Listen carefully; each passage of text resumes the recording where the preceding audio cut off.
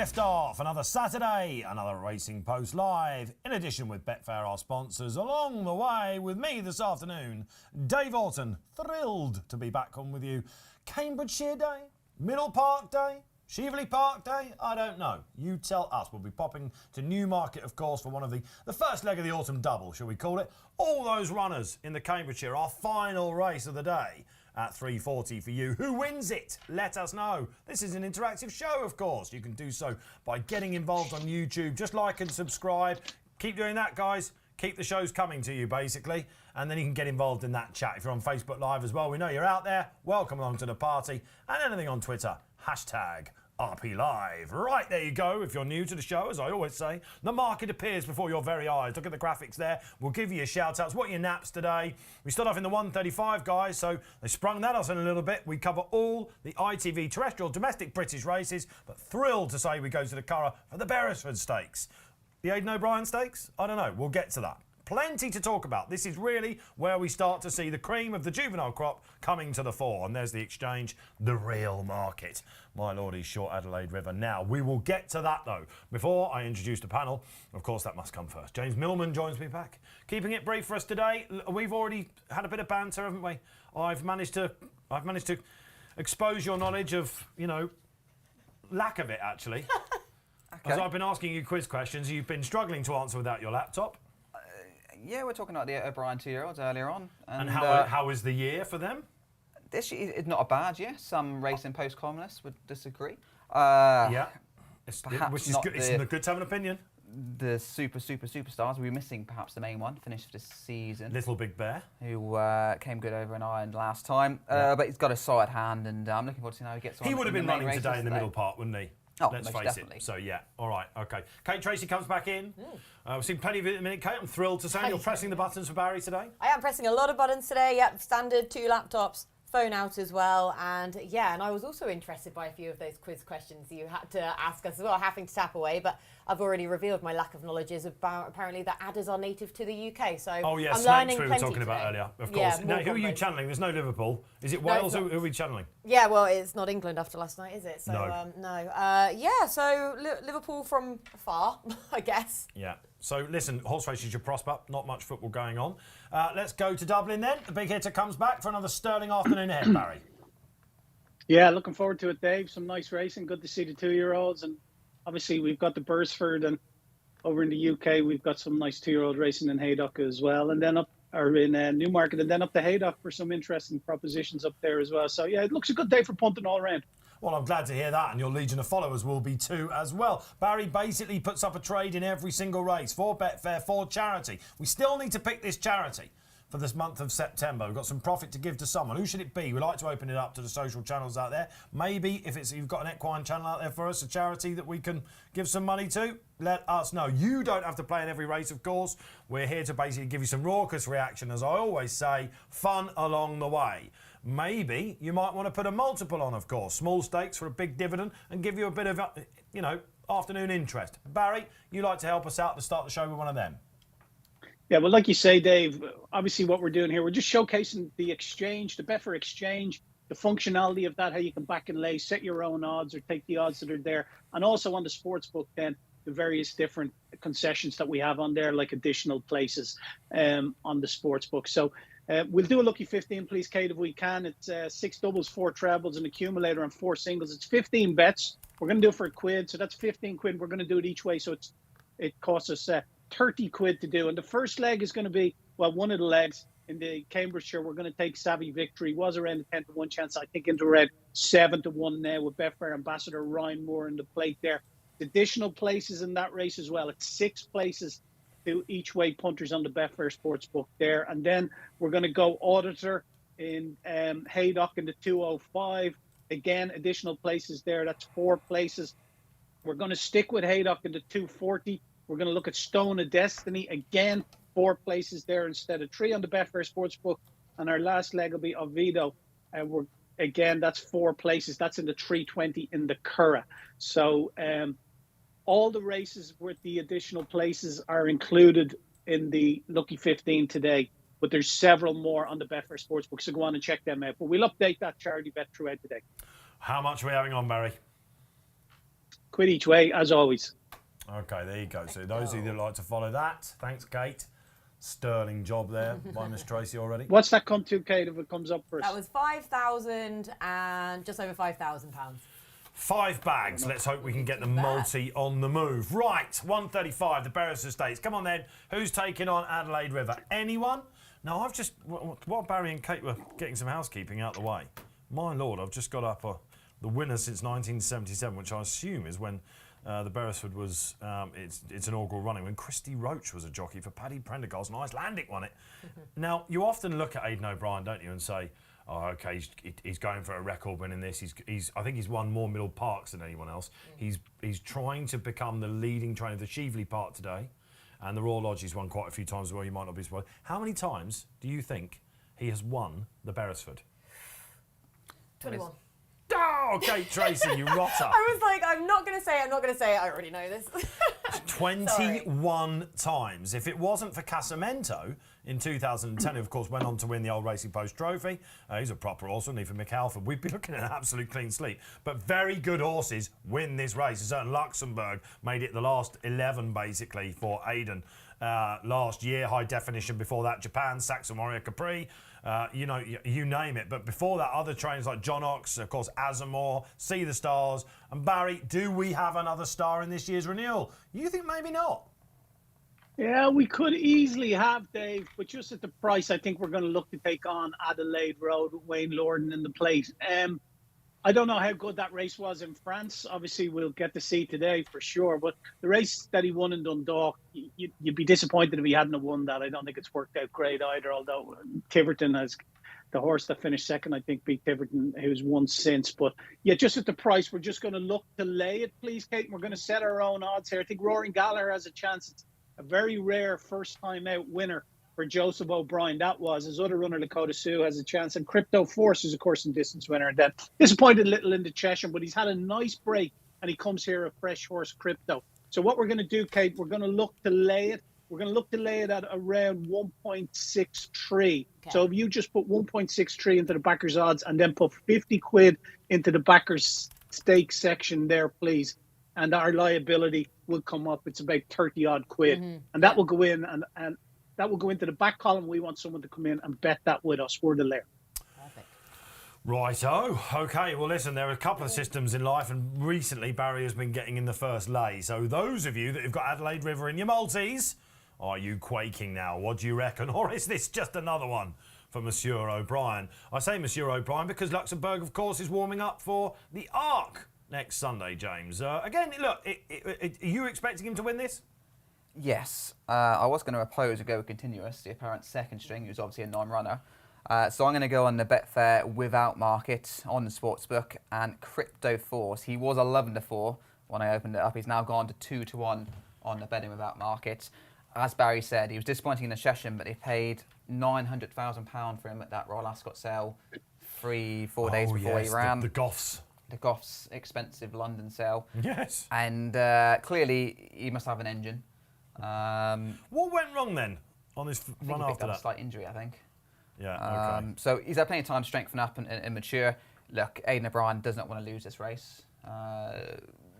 Only having the one now, Adelaide River's probably very good. So I'm not going to be as brave as Barry to lay him, but I'm going to go in there without market and reduce the 4 runners and have Crypto Force, who's now 9-4. Joint second favourite. So that'd be my angle into it, because Roaring Gallagher, I'm not sure what he achieved on his debut. Lakota 7 looks exposed, the other O'Brien runner.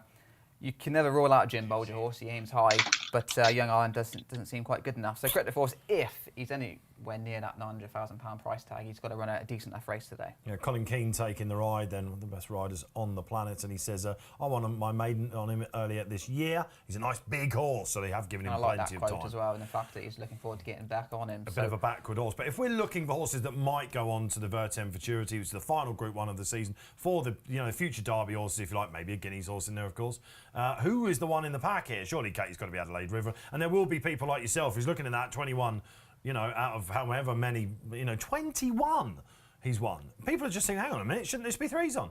Yeah, exactly, especially with his stablemate being a non-runner now in this race as well, where, as you say, for all that this is obviously a cracking race in its own right, sort of with the history of it being the Group 2 that it is. But you are looking forward to a horse that might go on to the Futurity then to take the step up in grade to Group 1 company, therefore. And of these horses, he is now the one, because I was the same as James, where I really like Continuous, because you see that Aidan O'Brien has come to this race with horses who have only had the one start 7 times, and they've won 5 of them now, as well. had he not gone to France, we would be thinking of him in the same breath like Barry is, basically. Because we don't know about that French form, really, do we? Let's be honest. No, and he just looks sort of a big... I mean, he didn't do anything wrong. The horse that came and nabbed him came from further back then, came wider, challenge wider. He was not on the rail, just one off of the rail, but more towards that far side then. And he just got outpaced, I think, really, by a horse that showed a superior turn of foot over that trip then. But he still plugged on, you know, to the line. It was only in the closing stages that he really just got collared.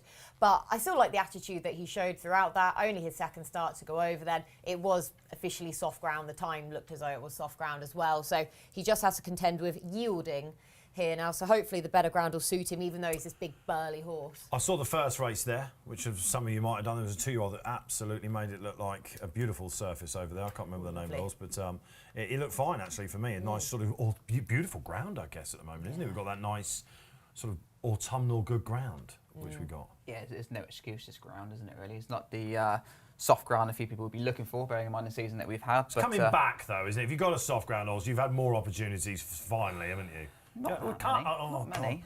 Look, come on. Not enough. This is a team game. Not enough opportunities on the soft ground. Haydock, I think, is going to provide a little bit more good to soft ground action. Look, it's firm ground for the Sprint Cup. Poor Kirkland didn't get the watering can out, and it all went wrong. But you just can't. You just cannot make it up, can you? No. Haydock. The problem with going to Haydock is the trainers, when they're declaring their horses, they don't know what ground they're going to get, and unfortunately, Minzal, who went on to win the race, ends up being lame straight afterwards. So it's a tricky balance that Haydock, we just see the Cheveley Park runner hold on there in the 130. But Aidan O'Brien, look, he's not going to want to lose this juvenile race. And Adelaide River's probably quite a nice type. But interestingly enough, it was a White Birch farm horse, Curragh, who beat him last time for Jean-Claude Rouget, and he was a Debarwi. Do you think we get a bit het up with the 2-year-olds that they don't have the 1-1-1, like Point Lonsdale before he met Native Trail last year, that sort of thing? Should we just look? He went to France. He might have bumped into one. With Ballydoyle, I don't think they're worried about getting beat. Certainly not first time out. And they can take a couple of runs. We mentioned that US Navy flag we discussed him before we came on air. 5 runs where he actually got off a mark, and then he produced that Middle Park win, then went on to win a Duos and got that 1-2-2. You just ruined my quiz question. I was thinking, has he asked the question yet? Are they off and running? They are indeed. All right, good stuff. Let's go to it then. Whoopsie. We've caught us on the hop there, but thanks to Haydock, we've quickly gone over to the Curragh. If you're watching Haydock, definitely looks like good to soft up there, by the way, guys. And Adelaide River it is who has gone to the front from Lakota 7. Now, Joseph Aidan's son has had 3 runners in this, just the 1 place. He's got 2 here because perhaps the lesser exposed Roaring Gallagher sits in midfield. Jim Bolger and Kevin Manning, the wily old Kevin Manning, have got Young Ireland. I think that'll be a bit of a shock. We can all agree if that goes up. And Crypto Force, so James Millman out the back. Barry, we're turning in. He's got a little bit warm, but he's settled beautifully out in front of the Fav. Yeah, he's taking the race by the scruff of the neck. No messing here into 145 straight away. Had a Betfair SP at 165, so 4-6 into 2-5 now. 1.40. It's 9 bar. Wow, 4-6, a bit bigger than we might have been expecting. Now, this is interesting, isn't it? Maybe team tactics here, because Joseph's horse is trying to put pressure on him, James. It's not worked. No, but for Crypto Force, if you've backed in a betting about market, he's had the perfect ride because he's not tried to get involved too early, but he's coming on nicely down there. He's going to take him, isn't he? He's going to get tired. Is he going to come? All right, we're basically watching the final furlong now. Crypto Force is really, he's massive, Crypto Force, isn't he? He's putting him up. But Adelaide River, that staying influence is coming out, the son of Australia. I'll tell you what, this is neck and neck. He's going to get beat. Oh, no. Come on, Millman, show some emotion, man. No, because I didn't want him to win. I wanted him to...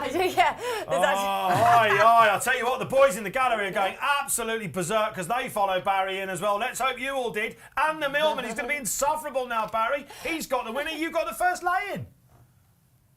Lay-in, Crypto Force, Colin Keane, great jockey, has to be said. Traded at a high of 15, would you believe? For small money at 15, he had a Betfair SP of 8.6. So that 15 was probably pre-race. That wouldn't have been in running, I wouldn't imagine. Adelaide River hit a low in running, though, of 108. It's over around 600 quid matched at 108, which is 12 to 1 on. Whoa. All right, so all those records and all that sort of thing. Look, Adelaide River is probably run up to his French form last time out, you'd think. No It's a excuses carbon there. copy of France, actually, where he's been handy. Come there to win got the the race. race in the bag, and one's gone and done it. Perhaps a classier horse. Oh, look at you. I done can him. tell you're going to enjoy today's show, aren't you? You're very keen to jump in with the punditry there. Barry has done the lay, and I wasn't quite sure that was the right thing to do, but he's a nice horse, Crypto Force, and he was ridden to come second, to be honest. He wasn't ridden to get involved. The other three were the ones to take on our favourite early doors. And I thought here at the 1 pile, we're watching the replay again, he was probably going to need the first run after a big midsummer break. But he's actually found plenty. I think they'd be delighted because he wasn't strong in the market as though the O'Callaghan Armour Racing team knew he was back to what they had in the spring. So I think they'd be delighted with that. I'll come to you, Kate, in a minute. Barry, that looks like a proper horse to me. Yeah, he looks a nice sort. Obviously, like James said, he was sold on the eve of Ascot that time, and they gave big money for him. 12 and 33 for the vert temperatures, and 33 from 66 for the guineas. Okay, which way are you going to play now? Who did he beat on debut, Kate? Who did he beat on debut? Stumped you Curragh. at last. Got it. Yes. Another odds-on shot from the Aidan O'Brien yard. Yeah, August Rodin. Who is favourite for the Dewhurst, pretty much, is he? Yeah, at this stage, a pretty well. So it's all there, isn't it? I saw some guys in the chat were putting that up. So look, who was out there then? Who followed it in?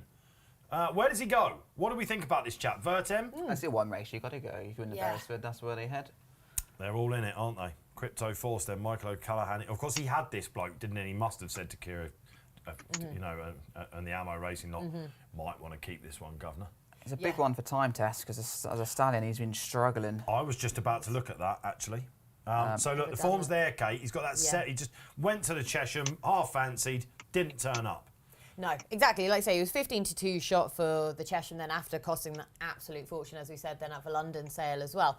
And it is interesting that he's had that time off since then. I'm not entirely sure why. I haven't seen sort of any quotes as such as to why he had all of that time off anyway. But back at this course, again, it just looked a good sighter, considering the expectation on him to sight him back in this Group 2 again. And as James said, I mean, Colin Keane has just ridden him there to get second, and it's ended up that he's shown that superior turn of foot more towards the outside. And again, it was for Adelaide River, a carbon copy of his latest start in France as well. Had the run of race, looked as though he's going to continue to extend because he's a son of Australia. We expect him to be getting further than this in time anyway. Big burly horse, and I think he's been outpaced again. Then he's battled on in the finish, but Just real slow. Yeah, he just looks slow. Looking at the progeny of Time Test, I loved Time Test. Everyone remember him for Juddmonte, of course, who sponsored most of the card today at Newmarket, and Roger Charlton. I remember he won the London Gold Cup and then went on to win the Hampton Court Stakes, whatever it called. That was a great day there. I remember him getting up on the line there. And looking at his progeny, guys, just out of interest, I mean, we ought to, actually do this on this show. It's the 3-year-olds that have let him down so far. They've not. So last year at the year-in sales, everybody wanted Time Test because they were like, he's had a fantastic season with his 2-year-olds because all his progeny can do is improve with age because of looking at Time Test profile. But what I noticed, Romantic Time, TARDIS, Michael Bell, Bill Stone's fillies that actually got listed Grit Race success, they were tiny dwarfs that were never going to train on. This bloke doesn't look like a 2-year-old, does he? So the 3-year-olds didn't improve. The best one is Rocky Gianni, who won at Glorious Goodwood. You are absolutely glowing today. You're like the Ready Brett kid, aren't you? You've got a little glow around you. Finally got something right. But that's a big, big win because the people were getting a bit panicky about Time Tests that they hadn't gone on. For all of us that have to work with Wilders and Rodway, I think I'll enjoy today. We've got the A-team in here, haven't we? Absolutely fantastic. All right, so look, Time Test might have a decent 2-year-old who can go on and be a 3-year-old. We think we'll find out in the Vertem. Do you like it for the Derby? Staying would be a little bit of a worry. Yeah, Roccagiani, of course, won the... Was it Lennox? No, what was it? He won No, it was the 3-year-old version, wasn't it? Yeah. We had him that day as well, didn't I we? remember the boxer. We had him up against... yeah, because that's it. We have the 2 boxers in it. That's right. Beat the Wizard of Eye. Beat the Wizard of Eye, who runs... And Sonny Boy... Sonny Liston. Sonny Liston, that's it. All right, listen, we're building up to the Cambridgeshire, but we popped to Newmarket now. The 2-year-olds continue to set the theme. The Royal Lodge, we've got a hot pot coming up in that. Great handicaps at Haydock, of course. Then we've got 2 Group 1s for you. It's the fillies in the Cheveley Park. Brilliant stuff. Does Meditate win? Are you maybe going to go with Trillium, something like that? Let us know. And then on we are to Marshman versus Blackbeard, the Group 1 winner of the pack. And then the Cavalry Charge. Cannot wait for that. And of course, we pop back to the Curragh for the new Goffs Million race. prize money all over the place. Caroline opens up the show and says, greetings everyone and good luck today. And to you, Caroline, great to have you, one of our regulars, on as well. That's it, right? Let's let the floodgates open for that. Now, the Royal Lodge comes up. A lot has been said about this field because a lot of people are very disappointed with it. I'm not so sure. I think we might have a superstar here, Barry, potentially on our hands in the 150. Who remembers 12 months ago when the ill-fated Curragh got done at 101? Yeah, that's right. Yeah, I think this is really a little bit disappointing, this race. I can't see anything that's going to beat the favourite. Definitely not on form anyway. Flying Honours, he's 1.33, 3-1 on. Really hard at that. Greenland from Ryan Moore, 8.4, 11.5. The Foxes, who I know is a horse that you've mentioned a couple of times on the show. And the form of his race in Goodwood has worked out okay with Classic Frank in that. And it's 19 Dubai Mile. But I can't see anything beating Flying Honours here, Dave, to be perfectly honest with you. He won the Stonehenge in Salisbury. He won that by 5.5 lengths. He was a 9.5 length winner of a maiden the time before that. The form of the race in Salisbury seems to have worked out okay with Stormbuster second. He's gone on and won since a nice conditions race. So there is a bit of substance there to this guy. He looks the real deal as well. But what we're going to do, please, Kate, we're going to take advantage of lengthening your odds on the Betfair Sportsbook. It's been really, really popular since we've introduced this option on the sportsbook, especially around big odds on chances like this. And like I said, he's combined 2 wins are 15 lengths for Flying Honours. So what we're going to do, he's 2-1 to win by 4 lengths or more. Now, I know I'm being a little bit greedy here, and I tend to be greedy with these lengthen your odds, but we're going to go for 4 lengths or more at 2-1. We're going to have 25 quid on that, please. Like I said, lengthen your odds, available every race, every day on the Betfair Sportsbook, and it's proved really popular, especially around where these big odds on chances are. Yeah, we love it. Absolutely love it. And we went through a month or 2 months, didn't we? Barry getting absolutely right. Are we all with this? You can't really not. So can we do a team lengthen? Well, first of all, what's that doing next to you? Very disappointing, isn't it?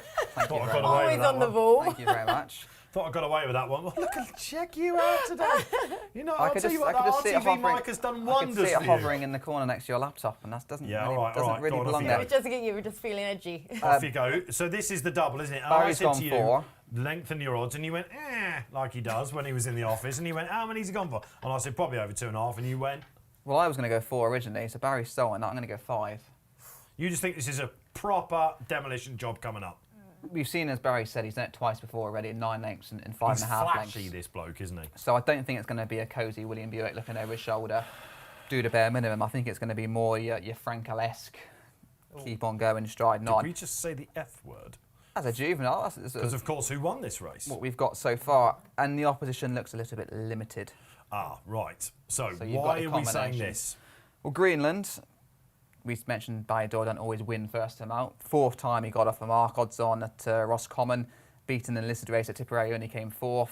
He's a clear second favourite. The Foxes, not quite sure why he didn't run again after Glorious Goodwood, 56 days since we last saw him. He was in the Stonehenge, which Flying Honours won. And So he's clearly had a few little issues. yeah, and we had Oisin Murphy in the studio, as our viewers will know, a couple of times. And he, first of all, he gave us the Foxes for the Chesham at Royal Ascot. Yeah. We actually got really well backed in.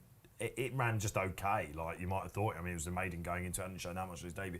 And Balding, the trainer afterwards, when it won at Goodwood. Oh, very effusive about him, isn't He said he was crestfallen after the Chesham.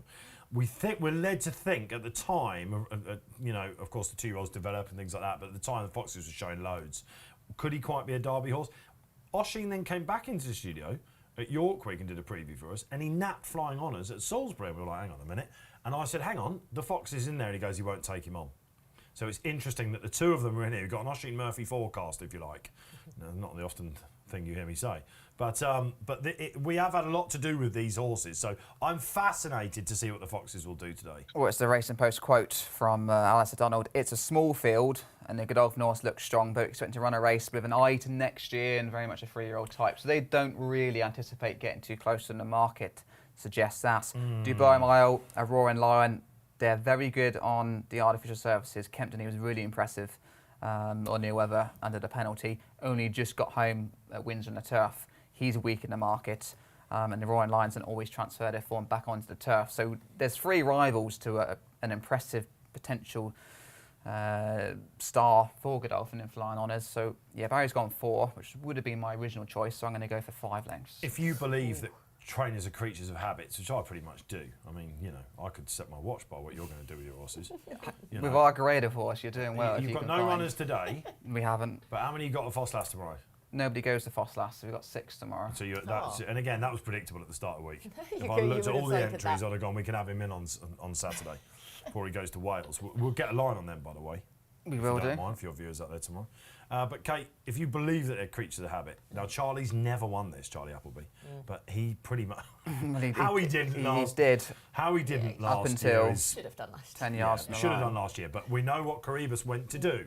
Sad, ill-fated Curragh, of course, a classic winner and a St James's Palace winner. Yeah. They've got all these 2-year-olds that they've got, and they put this chap in there. And I seem to remember at the 5-day decks looking and think, well, he's definitely going to run. So it wasn't like they blanket entered this. This is the one. It suggests this is the Guineas horse for next year. Yeah, definitely. So, I mean, he looks the part, doesn't he, as well, as much as anything else. At Salisbury last time out, he just towered over his rivals. He was huge, and he just looks the big, imposing type that you'd expect from this yard, for all that he's a son of Sea the Stars, though, of course, as well. So we'd expect him to be getting better, but with distance as well. But he still showed a cracking turn of foot last time out. He was just far superior to his rivals. And as you say, for all that Charlie Appleby hasn't won this before, he should have done with Curragh, bless his heart. Taking nothing last away time from out. Royal Patronage. No, by the exactly. way. But this is the angle that I'm taking into this race, though. Royal Patronage. We know Charlie and Mark Johnston's record at Newmarket on the roller course is solid because it favours front runners. And for that reason, the outsider of the field here, Dubai Mile, we know that he has the one way of going about it. He tends to just blast forwards from the gate. Don't think he'll have the pace pressure here, and that might just be enough for him to hang on to second. I think he'll be outclassed and outdone by some way by Flying Honours. Are we expecting him to lead, yeah? Yeah, I'm expecting him to go forwards Dubai Mile, and if he can then tee it up, ideally for Flying Honours, but hang on for second, that's probably the forecast that I would be playing in this race then, because as I say, with the Johnston record at Newmarket is just so solid because of the pace bias that it allows.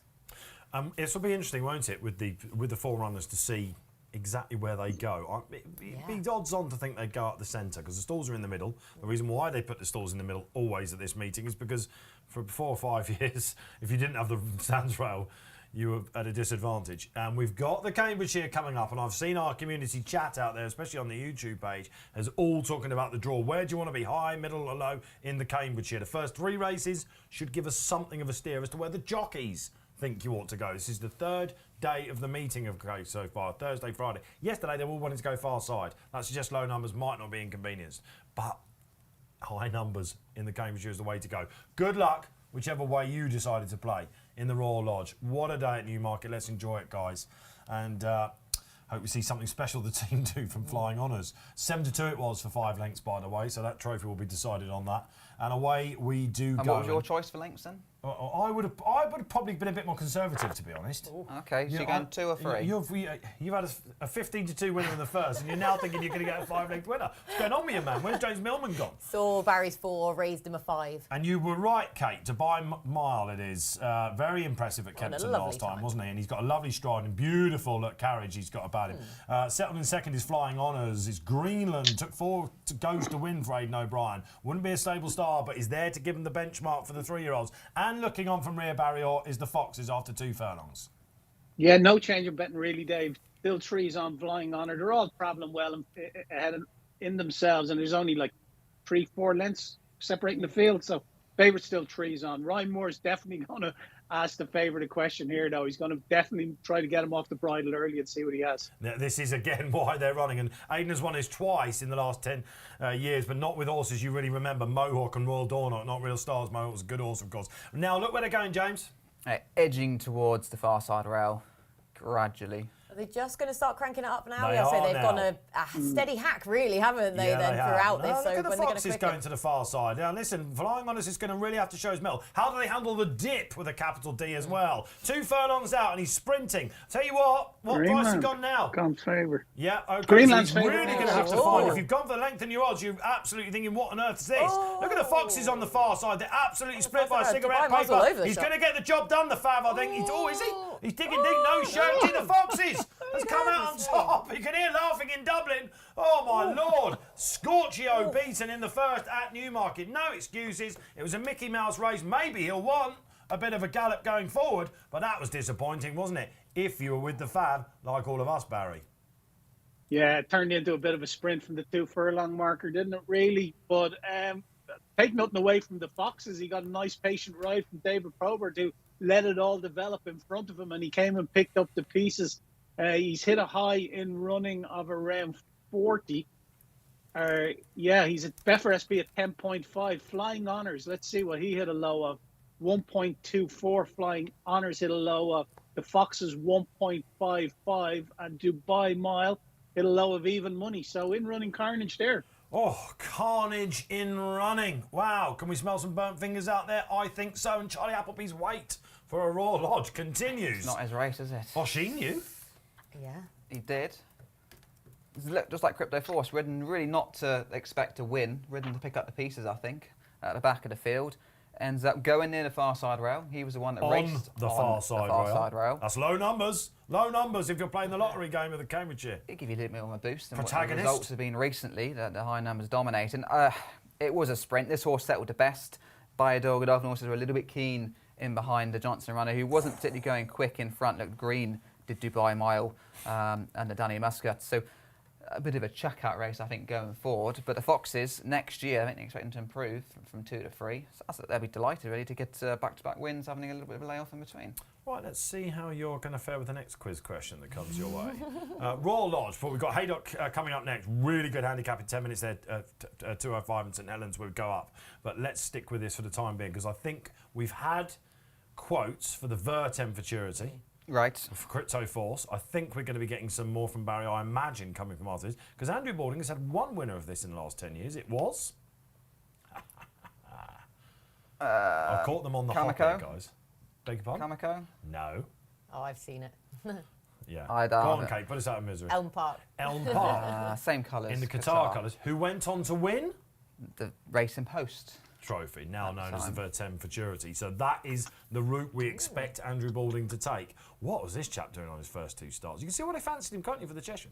Yeah, completely now, as you say. I mean, that was really interesting to hear what Oisin Murphy had then said about this lad as well. And obviously he'd had that bit of a break then since getting back to winning ways at Goodwood in the maiden last time out. But looking sort of at the entries that he then has, of course, as you say, the Futurity, and then trying to follow in the footsteps of his sire Churchill, going for the 2,000 guineas. He's still got that in a Derby entry, of course, for next year as well. So, yeah, Churchill continued to go along good guns, isn't he, in his second season? Luxembourg coming up. Some pedigree, though. Bangkok's half-brother. They all stay, don't they? They stay really well, Churchills. Churchill stayed, and then the family stayed. Family weren't a mile and a half. So this is Derby time, isn't it? We're looking at. He's got turn of foot as well because he's just come from last to first in a slowly I run mean, they'd be race. delighted with that. 25 to 1 for the Derby. 25s, Barry, for the Derby. 25 for the Derby. Yeah, he's 8 from 33 for the Futurity. Wow, so shorter than Crypto Force. Who would you rather have out there, guys? I would have Crypto Force. Yeah, I think so. Oh, you disagree? Oh, I'm not so sure. No. I'm not so sure. What do you take that race completely on merit? Look, Adelaide River, Greenland, because they've both been beaten the same sort of length. Who are you probably would think Adelaide River? I would slightly say ahead? Adelaide River Yeah, would be probably right. right. So, Otherwise, Greenland would have I'm going to give you that one.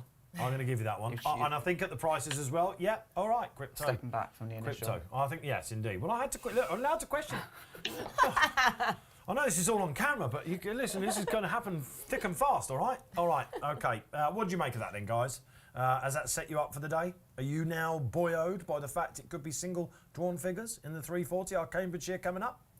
Surely not. Surely they'll just follow the trends from recent seasons, regardless of where the bias has seemingly looked from yesterday and so far today. Surely the jockeys will just think Cambridgeshire, high draws. It's like go you were there. channeling Oisin then, because Oisin's one of the Oisin's favourite words to me is nah.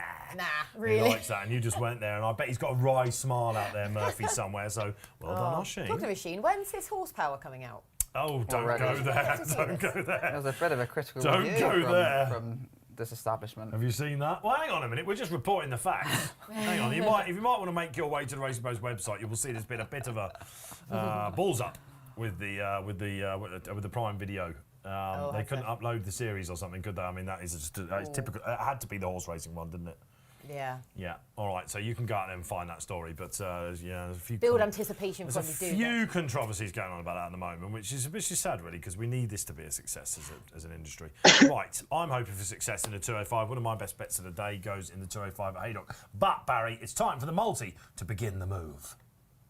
Yes, fingers crossed for the multi. This is our first leg of it, but we have auditor here for Sean Levy, who rode a double yesterday up in Haydock. He's going good guns since he's since his short hiatus. I'm sure we'll get to that. I'm sure we'll get to that later on. But it's 5 to field. Montesab is a 6-1 chance. One East 7.2. Auditor 9.2. 11 Incorrigible. Harrow 15. Boardman 15 as well. A couple well exposed in here. I like Auditor though, as you guys know. Second to Atrium in Newbury last time, over a mile. The winner's gone in again since. He'd won twice prior to that on the July course over 7 furlongs. I think there's still more to come from him. And what we're going to do here, Kate, we're just going to back him in the win market on the exchange. We're going to set our own odds though. So if you click the back box, and we're going to look to back him at around 9.8. We're going to look to have 25 quid on him at 9.8. So that'll go over into the lay section. And we want someone to come in and lay us that bet. So we're setting our own odds here on Auditor at 9.8 for 25 quid. Ideal. Yeah, he's a horse that's had a good year, hasn't he, for the Meads, and those recognisable colours. You've got to be careful saying famous colours, because there aren't that many famous colours. It's something I fall into a trap of quite a lot, but he'll love the ground up there, I think, this chap. And Barry thinks there's more to come. Sean Levy, yes, indeed, what a week it's been in the news for Sean, unfortunately. All right, there are some very interesting horses in here. I think Montasib for the Haggises is a horse that actually will like the ground. That's why I've gone for Montasib. It's a rare one where the trainer and I have disagreed. Okay. What's he said? He didn't actually think he wanted soft ground. Oh, I thought he wanted.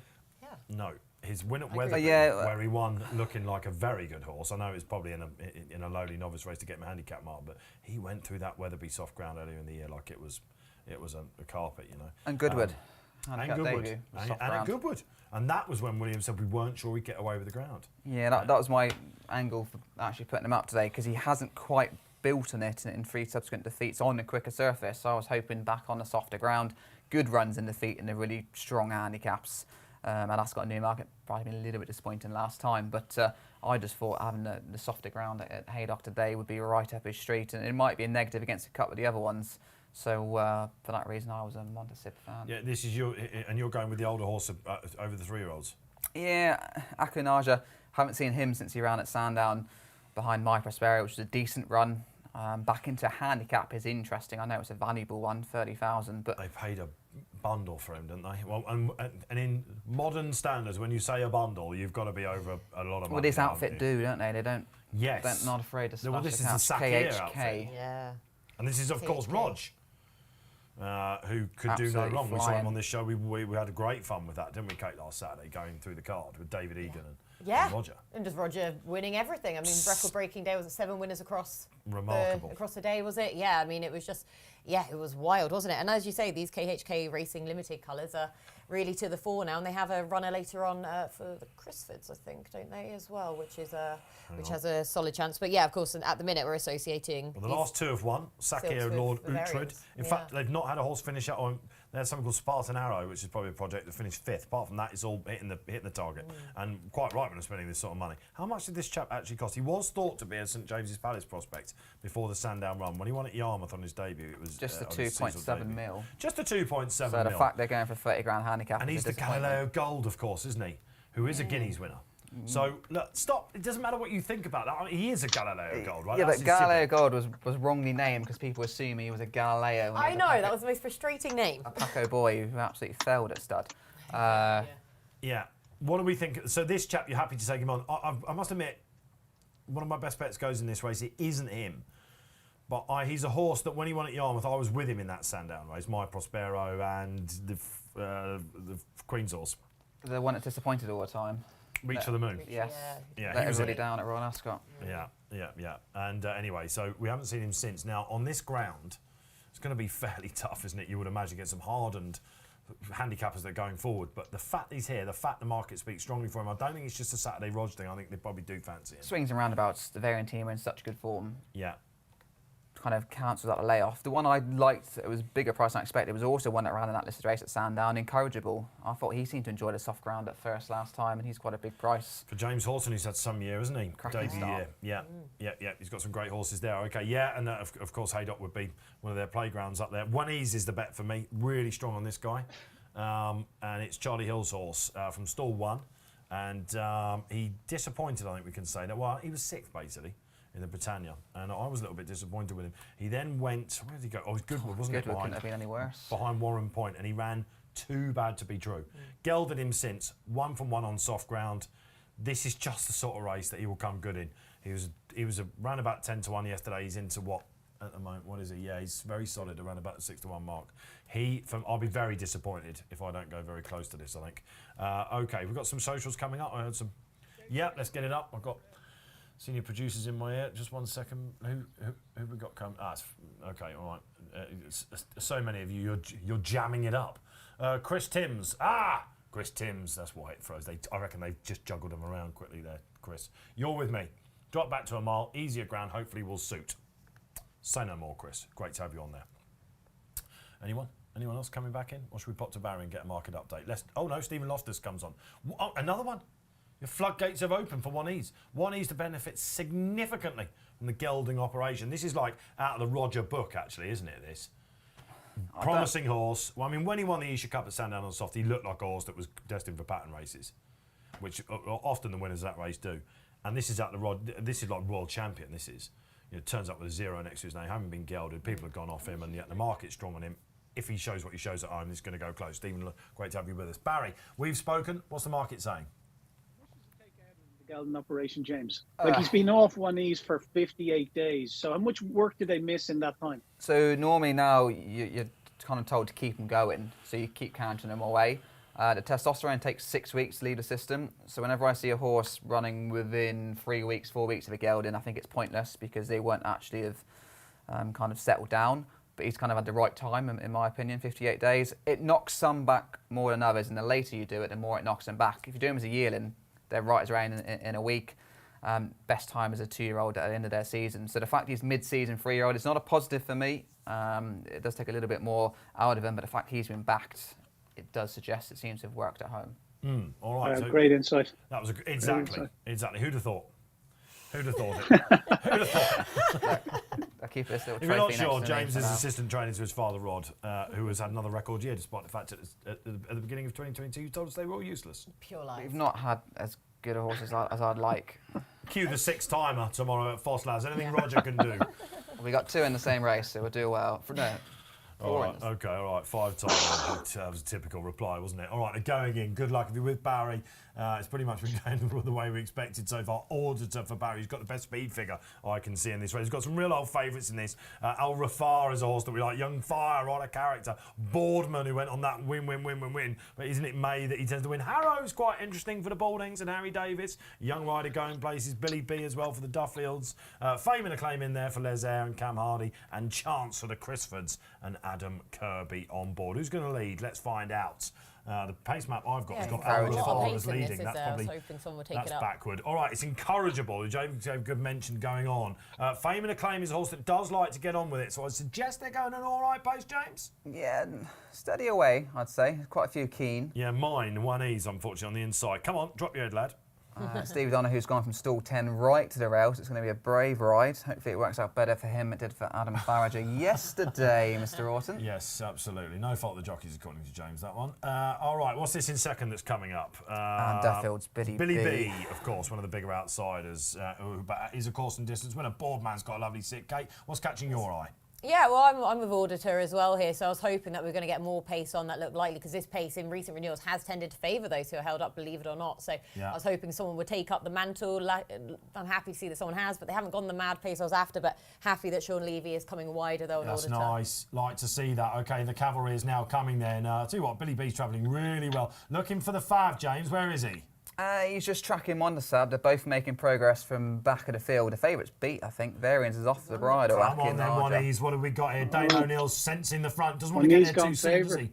Winnie's has gone favourite. What has he got? Stevie Look at Donahue's Montesin. travelling. Stevie's found a bit of Can luck he in get a bit Winnie's of a has gap? gone on. Come on in, my old son. Quicken on the 3-year-old. Oh no, Millman might come and get me. Harrow's there as well. Incorrigible. The favourite's had a good blow. Go on, I tell you Stevie. what, oh no, this is going to be galling. Come on, Is the Stevie. trophy coming this way? Is it going that way? Winnie's has got him, has he? I tell you what, Stevie's trying to go for him. No. On we go. Got it. Oh, I think I'll be grabbing this off you. Is it? Is it going to sit here on In there? the middle, in the This middle. is the most competitive you've been with this trophy in the last few weeks, I feel. It's Just him. focused on It's Millman Millman. is why. Absolutely great. Listen, I think he went to the front plenty soon enough there, Barry. You called it about 2 furlongs out. Then he started to go low. Yeah, the second traded at Prix on, James, 1.35 for 80 odd quid. I'm sorry to report, but your winner, yeah, he was well placed all the way up the straight, Track wasn't position, he, really, Dave? Hit a key. high of 17. I think that was pre-race as well. He's a Betfair SP of 7.4. Akuha was very disappointing. I think it has to be said, and my selection was really disappointing as well. But good picking, Dave. Thank you, Barry. Broken clock and all that. Yeah, absolutely. Yeah, listen, that was just one. It's a project. If you've been with one, he's like a lot of you were out there, Chris and Stephen as well, some others in the chat as well. You just got look. I do these feature shows where I put up tips, and if I honestly had £1 for the amount of times I get one beaten in an app section that I'll forget about and it will win on its next start, and one of these I have tipped, I think twice since it won the Esher Cup. You've got to kind of stick with these projects. Trust the trainer to get it right. Great insight from James for the race. Giving him the time, they've gelded him. Mine was on the job there, and he was keen early, wasn't he? He was keen early, but there was no pace, so it wasn't a problem being keen when they've gone too steady as such. It's not quite so bad. He was in the right position. Exactly. Stevie Donahu from Still Southern took his medicine and dropped right in on the rail, but he was... Few people would be shouting at the telly, do you think, there? It's a 50-50 because he would have gone a wider trip if he'd been a little bit more If you ride for luck, you've got to rely on having it, right? But he didn't look like he wanted to go past. Barry said he went 3-1 on him running. The ears are pricked. I'm not quite Found sure. more the winner, maybe? I'd hand it to you There's a bit that you perhaps strange sounds coming. chose the better horse. And there was money for him as well. He was early doors, And he was double giving figure you price. £8 as well, wasn't he, Monty? I think it was an unfortunate defeat for myself, but well done. Someone's got to... That didn't stick in the grapes, did it? Moving closer, put him back in his place, quite right. Let's get some socials up on the screens. Could be some celebrations out there, aren't there? I would imagine now. Paul Bakewell says, boom! Great to have you on, Paul. Boom, Charlie Hills. Yes, indeed. And surely this will be a bloke we hear a bit more about, I would imagine, wouldn't it? I think so. Where would you go? Balmoral. Everyone thinks of the Balmoral now, don't they? Quite That's right. not a lot left, is there, handicap-wise? There There's isn't. only really There option isn't. prize money. Yeah, I was going let's to say, what look else at you got for that level of prize money? Was still more mileage in that mark. Previous winners, Nugget last year, Danya. Yeah, did Danya might have gone to the Balmoral? Are the Balmoral entries out? This is, of course, the final handicap, final race of It the day on might be Champions Day. Tuesday you enter, because he's not Okay. entered in it. Well, 93, what's he going to go up? £7? You want that? That'll be fine, won't it? That's only his 7th start one. Is he in? He hasn't been entered, Oh, there we are. Okay. so it's a no-go They're going to be a bit of a slower burning project then for one of these. next year. We might Next put year. him away now. Lovely horse though going forward. These Haydock Saturday races, they're always very strong indeed. And Montesed brought a strong level of form to the table. Right, where are we going now? We're moving back to Newmarket, aren't we? Is it Group 1 time? Already. It is. It's the Cheveley Park coming up. Is it? No. Yeah, it is Cheveley Park, isn't it? 2:25. I'm quite excited about Marshman. Now, Barry, since the entries came out, Meditate, of course, who found Tahira too good, probably when you were there at the Curragh. She's the new Guineas favourite for Dermot Well Naga Khan. This filly finished second. We saw her winning at Royal Ascot at the Albany. And back a furlong, market strong on her. Yeah, that's really good form, that Moigler form. She's a right filly, that Tahira, and it was like she's beaten over 2 lengths by her, Meditate was, but it was over 4.5 lengths back to the third. So I think there's plenty, it will prove to be plenty of substance to that form as well. But I like Trillium in the race. I must admit, with Pat Dobbs, beat Rocket Ronnie in the Malcolm, and then beat the Flying Queen just a couple of weeks ago in the Flying, Platinum Queen in the Flying Childers. She traded it over 5-1 that day in running. Obviously, that was back to 5 furlongs. She ran on really well there. She's won her maiden over 6 furlongs at Newbury by 4 lengths. She had swing along back and forth that day. She's a filly that I like. Meditate is a really smart filly as well. Lazoo is a decent filly. Amage is one that I backed in Ascot and haven't been with since. So Trillium for me, though, please. She's a big drifter, though, it has to be said. Just a couple of hours ago, Meditate was like, it was 2-1 each at 2 or 9-4 each at 2. Now it's sub 2-1 Meditate, 2.92. It's 4.1 Trillium. Lazoo 8.4. 12 Treasure Trove. Maj is 12.5. 15 Swing Along. Juliet Sierra, who I give a little chance to as well, is a 19 chance. But Trillium, we're going to be a price taker here, please, Kate. I've gone around the houses here saying that, but at 4.2, we're going to have 25 quid on Trillium. I'm glad to hear you say that, Barry, because I'm with her as well. We'll get to the panel's tips as well. She is on the slide, though, Dave, it has to be said. Yeah, interesting. I wonder if she was just a little bit short. I mean, can we all agree that Meditate on Form ought to be favourite? Ooh. I don't know. I don't know. I think Trillium's got a better form. I think the Flying Childers form's better for me. Let's go with this. All right, okay, because of the Nunthorpe. Yeah, just how far clear they were to rest. Yeah. I was at Doncaster I'm with that Barry. day. I think Tahira is a right old filly. There's an interesting horse in here, and I might get a word from Barry in a minute, on Paddy Toomey's Treasure Trove. Because if you like Trillium, a collateral line through Rocket Rodney suggests she's got no place being a 10-1 shot. They both beat the same horse. Rocket Rodney rocked up at York at the Ebor meeting, and Treasure Trove beat. Now, whether that was quite the same Rocket Rodney... Rocket Rodney's been... I think he's a proper two-year-old, isn't he? Lovely animal. And he was one of my bankers of the week when he got beaten by Trillium. That's when I thought Trillium must have been a very good filly. I was with her at Doncaster. She got up at the line. My worry here, and maybe this is where the market is having a look at this, and that first race that we saw. She's drawn nearer the stand side than the being high, and she is a filly that can run keen, and it's her first outing at the 6 furlongs. Bred to get it, down 1/2 as a 7-year-old. Hang on, no, I'm not. You are? Hang on, James. I've done an in-depth preview on this. Trillium? What, for 6? Yes. 6 furlongs. Yeah. First 2 runs, David.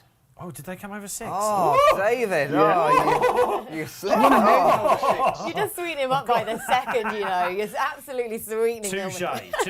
Touche. All right, you're right. It was the last 2 runs, wasn't it, at 5? Last Look at him. race. He's absolutely over the moon. Made my day. This will make the highlights reel at the end of the year. Forget all the winning tips. That has made his day. Your beers are on you later, James, after that one. Yeah, all right, okay. My worry is going back. Do a Robin Williams and rewind. Back up to 6 furlongs, yeah. I've never seen you go red. You're absolutely over the moon. Oh, delighted. Well, just you were so insistent that you were right, and that was the. Well, I meant about the dam. We were on 2 slightly different lines there. It was like but maybe that she's going to be keen, and maybe that she's gone from stall 7. I don't know. That might I've got another negative. I think she'll win. She was my nap of the day. I love her. A nap. But the Flying Childers was delayed by 48 hours. It was supposed to be on the Friday, ended up being the Sunday. Hard race because the Platinum Queen had gone quick, very soft ground. How much has that taken out of her? Will she produce the same performance that she did at Doncaster? If she does, I think she'll win. Have we seen any horses run out of that Doncaster? Prince of Pillow bolted up at Air next week for Midland Park. So no problems there. Because, of course, these horses had to wait, didn't they? Nostrum went up, of course, didn't he? We saw in the week for St Michael's Day. He looks a proper animal, doesn't he? Won well yesterday. He looks like a proper animal, albeit that race has got a history of throwing up some red herrings earlier in the week. However, all right, okay, we're all on Trillium thus far. Drum roll, Kate Tracey. Yeah, Trillium for me as well. We're all on. I mean, this is sort of a frustration after seeing the action yesterday at Newmarket and then in our last race as well, because this race has historically gone to I know we've only got the 10 runners here, but those drawn higher. So Trillium drawn in 7 then, rather than Meditate in 3, I thought was initially a very positive angle. But even away from that, as you say, I know with Meditate that run last time out behind Tahira, who just looks an absolute weapon of a thing. Yeah. But I mean, she was comfortably enough beaten by Tahira all the same, Meditate. And she showed enough pace herself, Meditate, all the same then for that. So I do like her and I hugely respect her on this drop back down and trip. I don't think will hinder Meditate, but Trillium herself, I mean, the pace that she was showing, when you could just see at Doncaster last time out that she was just, Pat Dobbs was just sat there waiting to poach the Platinum Queen. And it was just the fact that the Platinum Queen is such a likeable, resilient type that she battled back, that she didn't immediately sort of go on in the manner you thought, Trillium. But I think that was more to the credit of the Platinum Queen all the same. And of course, a pair of those two being the 2 course record breakers at Goodwood prior to that anyway. So I think that was probably just for stronger form for me, and the fact that they pulled over 4 lengths clear of the juvenile yardstick of Crispy Cat as well in third. It's just solid for me. So Yeah, I it actually looks think solid. she'll appreciate the step back up 6 furlongs again. Oh, so you really... All right, so interesting, isn't it? All right, is this a bit of an afterthought for Meditate as well? I mean, if she won the Moyglare, she wasn't turning up here, was she? Surely Ooh. not. Who tries to do that double? But I then know what- it's Aidan. He wants to win the race, and she was the best candidate She is for the the race. best. Why did she even go to the They're not Moyglare? as scared to run the fillies, are they? Once they're well in themselves. I know that's something you often True. With their 2 years, I lead mean, with, Barry, and you're probably right, but Mother Earth and I don't everything. know. If Run you win them. the Moyglare, you're not going to come here, are you? I mean, am I wrong about that? I don't know, but I don't like afterthoughts for favourites. I suppose you could argue they go more for these mile, winning over the 7. Surely. Yeah, surely. that's the This point. is a horse that made all, of course, in the Albany. You can't make all we often bang about. But the on no, the they straight never track. in her. They may think, actually, she's better over 6 than And what she'll be over a mile and next perhaps year. we better crack on. Yeah. Because there has a lot been said about No Nay Never being, of course, the big 2-year-old side for Ballydoyle and Cornwall this year, and will they train on? We won't, of course, know until this time next year. It is But, interesting. All right, let's get some socials up then, just before we digress. It's such a good game, this, isn't it? It's the greatest game of all. And what you're all saying out there about it, we could go on and on and on. And Dan the Man, 1, 2, 3, 4, 5 comes back. Have you added a digit there, Dan? Maybe not. The race will set up perfectly for Meditate. Trillium is too keen. And we'll have to catch Meditate, who is dropping in trips and no stamina, no issue. Look, I get it. And if she's tough, Meditate, which she showed in the Albany when she beat Moores that she was, I can see it, Dan. Absolutely. The Commander, one of our regulars, and been very active in the chat, I can see so far this afternoon. Trillium has got the gears that Meditate can't live with, in my opinion. One of the worst abbreviations there, IMO. Like Commander. Tom Mitchell, Trillium for me with the Commander all the way. It looks like a straight match then for the socials out there in a minute. Is anyone going left field out there? Let's hear from you. And Chris Timms comes back on a high after one eases Chris, and he says, Meditate for me, drop back to 6 on better ground will hopefully suit. Yeah, the soft ground and the extra furlong. I was due to talk to Aidan in the week, didn't actually happen. We're now saving it for next week. But one of my questions was going to be, is it as simple as that, Chris? It's trip and ground. I think ground, definitely. Okay, all right. So, Aidan O'Brien's won 2 Group 1s with 2-year-olds so far. He's bidding to extend, or double that record today, isn't he, basically? With Meditate and, of course, Blackbeard coming up at 3 p.m. Graham Rodway likes Lazoo. Thinks that she's been overlooked in the market. William Buick gets on for Rafe Beckett. Sterling year for Rafe again. Swing along. We've got the Lowther winner. Treasure Trove Barry, who I mentioned, Paddy Toomey on a line through Rocket Rodney. This horse, and Paddy Toomey's been placing his horses extremely well again this year, hasn't he? Crazy strike rate he's got. Sorry? Crazy strike rate. Crazy he's top strike rate. trainer. Crazy Yeah, strike. he's a top trainer. He mumbled that one, Barry. I agree. He was kind of like, he does that. You have to put up with it, I'm afraid. Yeah, he's a top trainer. He hasn't got that many horses in the as those bigger yards tend to have, but he's very much focuses on quality. He's not scared to tell an owner when one's no use to come and get it, that he's not going to be winning many races with it. But the favourites hardening here, Dave, into 2.8 now was 2.78. Meditate, Trillium 4 is steady at that now. The drifts kind of subside a bit. 8 Lazoo, 13 Mauge, 14 Swing Along. Treasure Trove is 13.5. Yeah, they won the Round Towers, which is a Group 3 in the Curragh last day. Treasure Trove only won a short head now from one of Jessica Harrington's, but you know, worthy of her chance to take her chance here, and you wouldn't dismiss his horses too lightly. No, absolutely not. 100%. He's got some really nice horses, and of course, as we saw on Champions Day at Leopardstown, Group 1 success again. Genghis, who got off to a flyer in our first race with what's the name? Crypto Force, of course. Genghis was on that. I saw that in the chat. Lazoo after a break with Buick on board. That'll do me. Steve M's going for Treasure Trove as well. Tough experience, progressed nicely. Each way playing. Like I say, if you like Trillium on the book, there shouldn't theoretically be that much between them. It doesn't often work out like that, does it? Quite where the Rocket Rodney, our benchmark, was the same one that Treasure Trove came up against. We're about to find out. This is exciting stuff. Aidan O'Brien, I think, is bidding to become the record leading trainer in this race. Cricket Head Marek, believe it or not, is the leading trainer at the moment. Yeah, I think Aidan's equal with her. So this could be it. And this could be the third Group 1 in the bag, 2-year-old wise for Coolmore. We've got so much to come up, haven't we? We've got the Middle Park, of course. We've got the Dewhurst. Of course, next weekend, before that, we've got the Lagardère and the Boussac, 2 races that they usually run right crackers in. And then we've got the Breeders' Cup coming up as well. Looking forward to Breeders' Cup?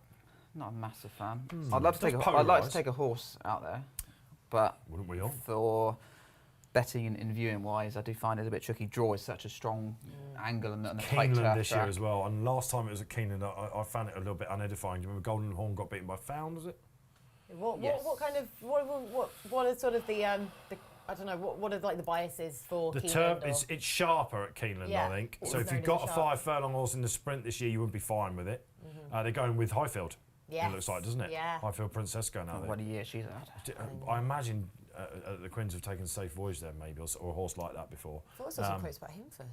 Sprinter of the year by a mile, isn't she? Yeah. Oh yeah. Just I know, dominated the scene in the end. I know Owen Burrows and team might have something to say about that. But We won't know him in that's the trouble. You would like to see them do it in a champion sprint. great Repeat. chance. To improve it. But we needed those, didn't we? We needed the Minzal win. We needed Highfield Princess in the sprinting division. She has for this just season, been from a home perspective after Royal magnificent. Ascot. Yeah. Well, we needed some representation.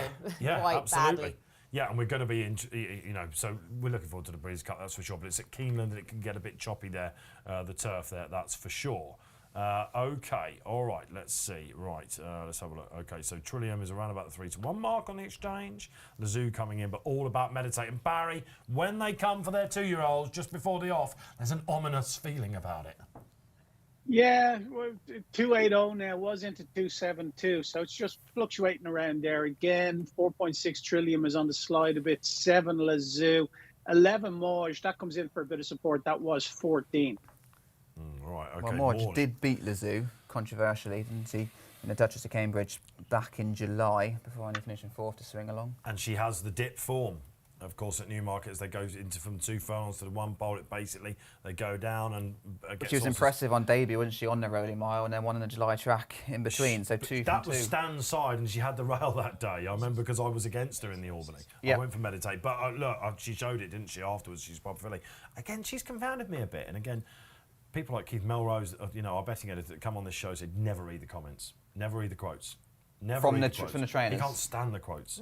He just misleading. says it can mislead you. And after she got beaten at Ascot, the quotes that we, of course, get for anyone else that come through into print, Saeed told one of our reporters on course, she's a weak filly, we'll probably be giving her more time, she probably wants 7. And of course she then goes to July course and wins, and then of course here she is over 6 in the Middle Park. Yeah. So you don't really know what you've got, but she was a light frame filly is what I'm saying. So I'd be surprised if Moore's won this. I thought Swing Along was too big. I know it was a messy Lowther that she won, but Cole Burke hoping to have a massive 45 minutes in because he's got Marshman coming up. Yes, Barry? I thought Juliet Sierra had a chance here, the Rafe Becca filly. I thought she was big price now. She's currently out to 20 on the exchange. That's a big price. Well, I ride Tagline, who's finished 3rd to Juliet Sierra and 3rd to Lazoo and placed behind Morge, and she was similar distance behind Juliet Sierra as those two. So if you're looking for your each way angle, using her as a guide, there's not actually a great deal between those for that 3rd place. It seems that there's 2 dominating the markets particularly strongly at the moment. This is the best horse in your yard tagline. Her and Cuban Mistress got beat by Lazoo on debut as well. They're like just a little bit below this level, but I think the 2 are much of muchness. I think we've got 2 potential superstars, and certainly Trillium and the Platinum Queen that we saw in the Flying Childers, and now Meditate comes back over again. So hopefully Trillium repeats Doncaster. That's what I want to see. Yeah, we're all on Trillium then here. Good luck wherever you're playing. It is Group 1 time here on Racing Post Live. If you played on the exchange on the sports, but good luck wherever you're going. Could it be a big prize, or will Aidan O'Brien get the 3rd Group 1 of the season on? And looking for Meditate to have a show up early. She has done just that. Very interestingly, one is, here we go. Now we're going to get a line on the Cambridgeshire because Mayland and Sea for Tom Marquand is exploring finally the stand side rail. Where she's one of the big outsiders, 150 to 1 she went off. At the moment, it's Lowther win up though. Trillium's keen. This is what we didn't want to see with Trillium, right? She's going to be going right out, I would imagine. Treasure Trove out the back, Juliet Sierra out the back. Trillium's in the mid-pack at the moment. Meditate, bang up there. What's this also? Malresia, who's going to give us a line on the following Colts race coming up. Where's Lazoo, guys? Looking for her. Over that far side. Right on the To the far right, side. to the left. I tell you what, is the stand side in front? You're kidding me. It's a deceptive angle here, but at the moment, Meditate is looking in a little bit of trouble, guys. She must have gone out. No, the market's still with her. Mainland and sees Oh, into God, where's single she had to go figures. wide? Look at this. 60 On trillion, stand side, had I'm to telling go you wide. what, this is Tom Marquardt. Tom Marquardt using he's a Group free 1 for a thinker, isn't sighter he? for the Cambridgeshire. Whatever happens, the high numbers, if you're with them in the Oh, it's Cambridgeshire, really you're going to be feeling disappointing. fine. Meditate in the moment. What's this on the far side? Lazoo. Lazoo coming. Lazoo. Morge is there as well. Meditate's beaten. I think she hasn't got the Oh, gears. beats Meditate, And Lazoo. beats Lazoo Morge. comes over the top. Oh, for Meditate G-Rod. just looks like a horse that's caught between 6 and 7 now. Morge gives you that July course form. The 3 come clear. Barry Orr. Yeah, Lazoo, good ride. Hit a low of Meditate hit a low of 1.23, so 9-2 on in running for Ryan Moore's men. Morge didn't really get into it till late. It has to be said she didn't trade too short in running at all. But your winner Lazoo for William Buick, Betfair SP of 7.40, traded at a high of 13 for small money. She's only a small little filly, a real pocket rocket. It was a strange run race, wasn't it? Trillium never really settled, and Meditate had the run of the race. It looks like Trillium just maybe that run in Doncaster just beginning to tell on her. And she we'll just concentrate on her for a sec, Barry. She was far too keen. Worth noting that Mainland and Sea trade at a low of 6-1 in running. Having gone off in triple digits, and 175 Betfair SP. Was she behind Meditate? She was placed in one of the Royal She was Ascot second in the races. Queen Mary. Second in the Queen Mary, so she hasn't quite seen She out the doesn't 6 say here. 6. No, she's And actually run really well. She was hanging away from the rail on her own. So I think any high numbers, you're not going to be dispirited looking at the way she ran. Not at all. Not at all. So could it be? We'll get to that 3:40. So around about an hour and 10 away from the big handicap. We've just seen Group 1 action though, of course, and Lazoo, William Buick in the plate. This was such an important horse for many reasons this season. It was the horse that gave Frankie, do you remember, after the Royal Ascot he had? Just the one ride that Saturday. And of course, Lazoo was the horse that came and won for him. And Rafe Beckett, of course, on the July course has shown where he's got Westover still to come this season. William Buick, of course, and he champion jockey elect. It's only a matter of time before he gets the crown on his head. Graham Rodway is in ridiculous form at the moment. I'm loath to tell you. And he's had a great tipping week in the paper, and this was one of his strongest lectures if you're watching the preview shows we did as well. Lazoo goes in then. Yeah, Meditate, look, again, she's if anything, she's enhanced the reputation of Tahira there. She's caught between 6 and 7 furlongs, isn't she? It's quite simple. Yeah, that's exactly it, isn't it? I didn't know if the step back down in trip would suit her, even though she did show enough pace last time out when behind Tahira. But there, I just think that she has been quite readily outpaced in the closing stages after being ridden prominently as we expected and having the run of a race, as Barry said then as well. So yeah, that was a little bit disappointing on that basis. But yeah, I mean, Trillium, like Barry said, I think that was just sort of beaten after a furlong. Yeah, quick enough turnaround, too keen, too gassy then, and then she's checked out quite readily when we've seen her showing a cracking attitude before. So now, before we move on, we've got a sprint coming up at Haydock at 2:40. Barry, I think we'll probably get some Guineas quotes, will we, for Lazoo? Yeah, 12 and 25, but she looks more a Commonwealth. Daughter of Zeus star, yeah. And a She's 1,000 guineas to me. I think she's probably more a sprinter. And I think we will all agree on that one. It's if even you look at her Vidal. pedigree, it's sprint. So the temptation is, of course, to stretch him out. I think he had the 5th as well. I think Juliet Sierra. She was 5th, Barry. Juliet Sierra. Yeah, so, she's ran on well. Yeah, I wouldn't give up on her yet. Yeah, and the quote, which Melrose says we should never listen to, after Salisbury when she won the Dick Paul, was, "We're just working her out." So, wonder if we might see her go to the Breeders' Cup, Juliet. I think Buick just said that she's an out-and-out sprinter. Yeah. Commonwealth Cup then, which is of course one of the races of the entire season at Royal Ascot on the Friday there, and we might have just seen a right old player, and of course she's got Ascot form, hasn't she, been in Princess Margaret winner? Yeah, exactly. Last time coming into this race as well, wasn't it? So yeah, It's she's all got good. that. But like I say, daughter of Zeus star Vidam was a 5 to 6 furlong winner herself, all sprinting on that side. So you would just be thinking. The winner of the Commonwealth Cup this year ran on this card last year. Mr. Perfect Power.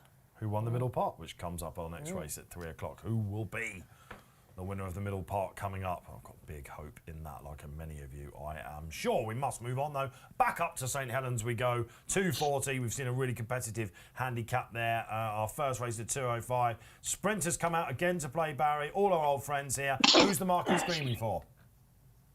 Count Dorsey is 5.5 at the moment. 8.2 Nordic Empire quality. 8.4 10, Zarzani. The Thin Blue Line is 10, 11, Isle of Lismore. I was fancying Stone of Destiny in it, Dave, and they've withdrawn the horse at around 2 o'clock, a little after 2 o'clock. It's been a late withdrawal, so obviously the ground, the consideration there. So it's a no play from me here.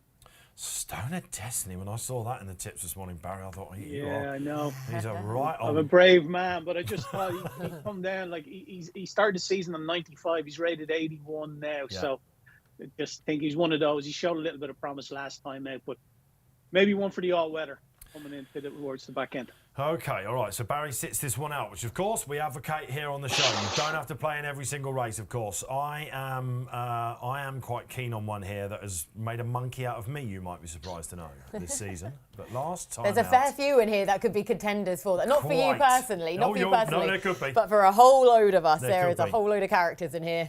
Kate, come on, you need to get over the line here. Who's it going to be? Oh, I'm going for a monkey as well, Count D'Orsay. All right. Is that who you're with? No, you're going for the Doncaster form though. Yeah, I've flip-flopped in this race a fair few times, but I'm going Count D'Orsay to... I mean, this is his time of year. He won at this track then 2 years ago. That was his last win as well. So that run last time out when he was third in the Portland, that was a return back to form for him. So I just think getting him at this time of year at this track is just everything should hopefully be in his favour as well. So and of course he ran in this race, finished second in this race 2 years ago then himself. So it just looks notable that he should be cited back here off what remains a feasible mark of 88, and I can see why he's therefore being well backed. All right, okay. It takes a very good horse to win this race, and Tim Easterby has had 16 runners in the past decade. 7 have placed, so he's due one to get out in front. The market and Kate hoping it's still one, Count D'Orsay, who of course came back third in the Portland on that Sunday when we were delayed racing, of course, after Her Majesty passed. All right, James, I'm going for one for the Portland as well. It's not Count D'Orsay. Where are you playing? Equality is where I'm heading. I was weighing up between him and another, so I can see where you're coming from. He was so impressive in his debut at Windsor in his return. We had a runner in the race that we thought would win, and he bolted it up. Third in the dash, only beat 3 lengths at Royal Ascot and Glorious Goodwood, and then he just got caught in the racing league race at Windsor last time.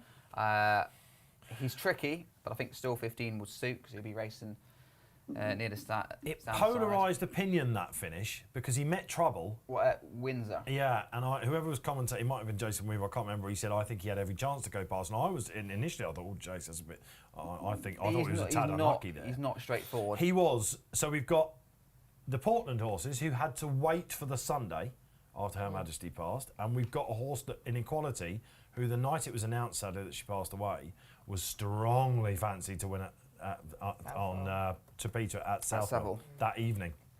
So he comes here, but like I say, they were expecting a 1 next to his name after that. He's won on softish ground before, fine with him. Dane O'Neill going for a quick double, but the one I thought might just come out on top, and he certainly waited to do so, and he made an absolute monkey out of me earlier in the season. I was certain at the Dante meeting that Nomadic Empire was going to win. That was the other option. Yeah, that was the other one. 1 place off you last time in the Portland, and it's because that's an extra furlong, half a furlong, sorry, more, that I thought he might reverse that form. There's not a lot in it, of course. Nomadic hit the front that day and got pipped, whereas Count D'Orsay just looked to me like he was getting better at the line. So we're drawn nearly next to each other, Kate, so we should be having a right tête-à-tête in this race. Just these two, weighing up the pair of them. I was thinking, you're either going to go for Count D'Orsay or Nomadic Empire here. They're both a couple of cliff horses. They're both well-weighted. They've both got all conditions seemingly in their favour to be winning. Yeah. Which one we're of gluttons, the aren't monkeys do you side with? Yeah. All right, so we're going with a couple of chimps then, basically.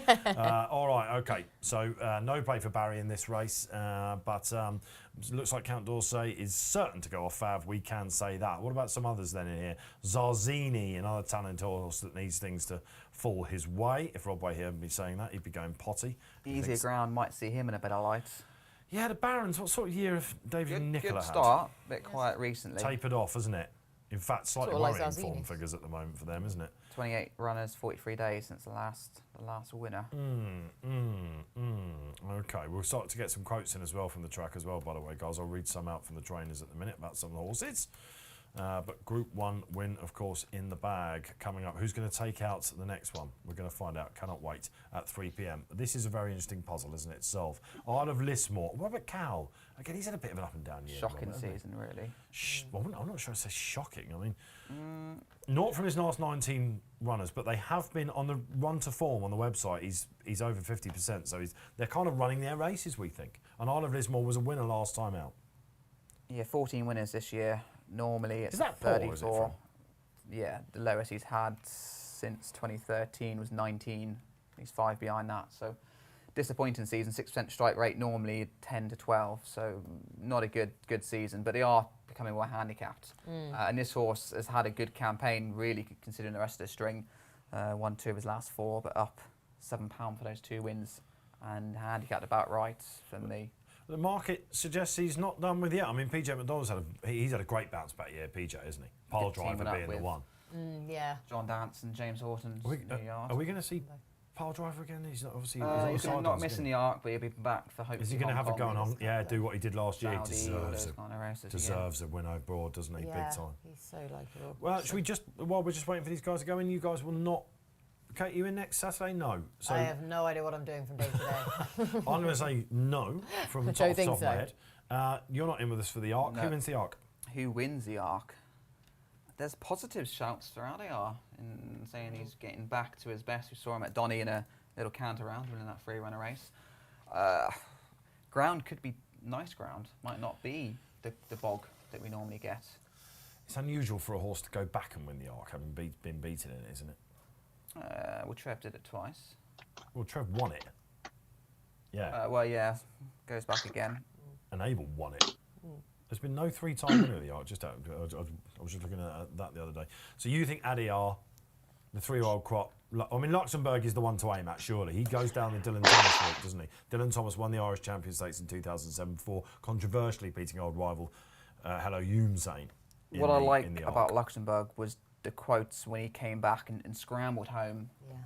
And Aidan O'Brien was like, I had to run him here, to run him Champions Weekend, to run him in the Arc. He couldn't have gone straight to the Irish champion, Aidan said. Exactly. And Aidan was happy, even though he scrambled home. And then he's stepped up nicely from 1 to 2.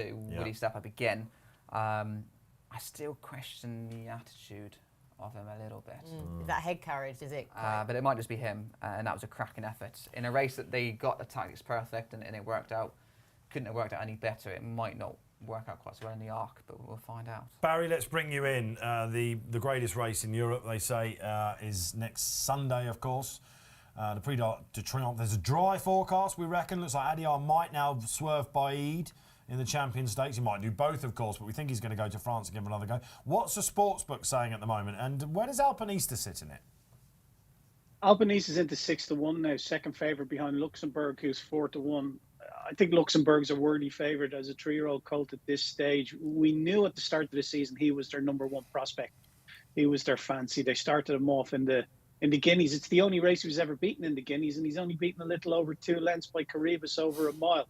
So he's had, 5-6 runs, and he's won 5 of them and finished 3rd in the Guineas on his other run. So, he's a horse of considerable talent. That's undeniable. But Alpinista could put it up to him, depending on the ground. Outside of that, it's 7 bar. Last year's winner's a 7-1 chance. Title holders 7-1, along with Vedini.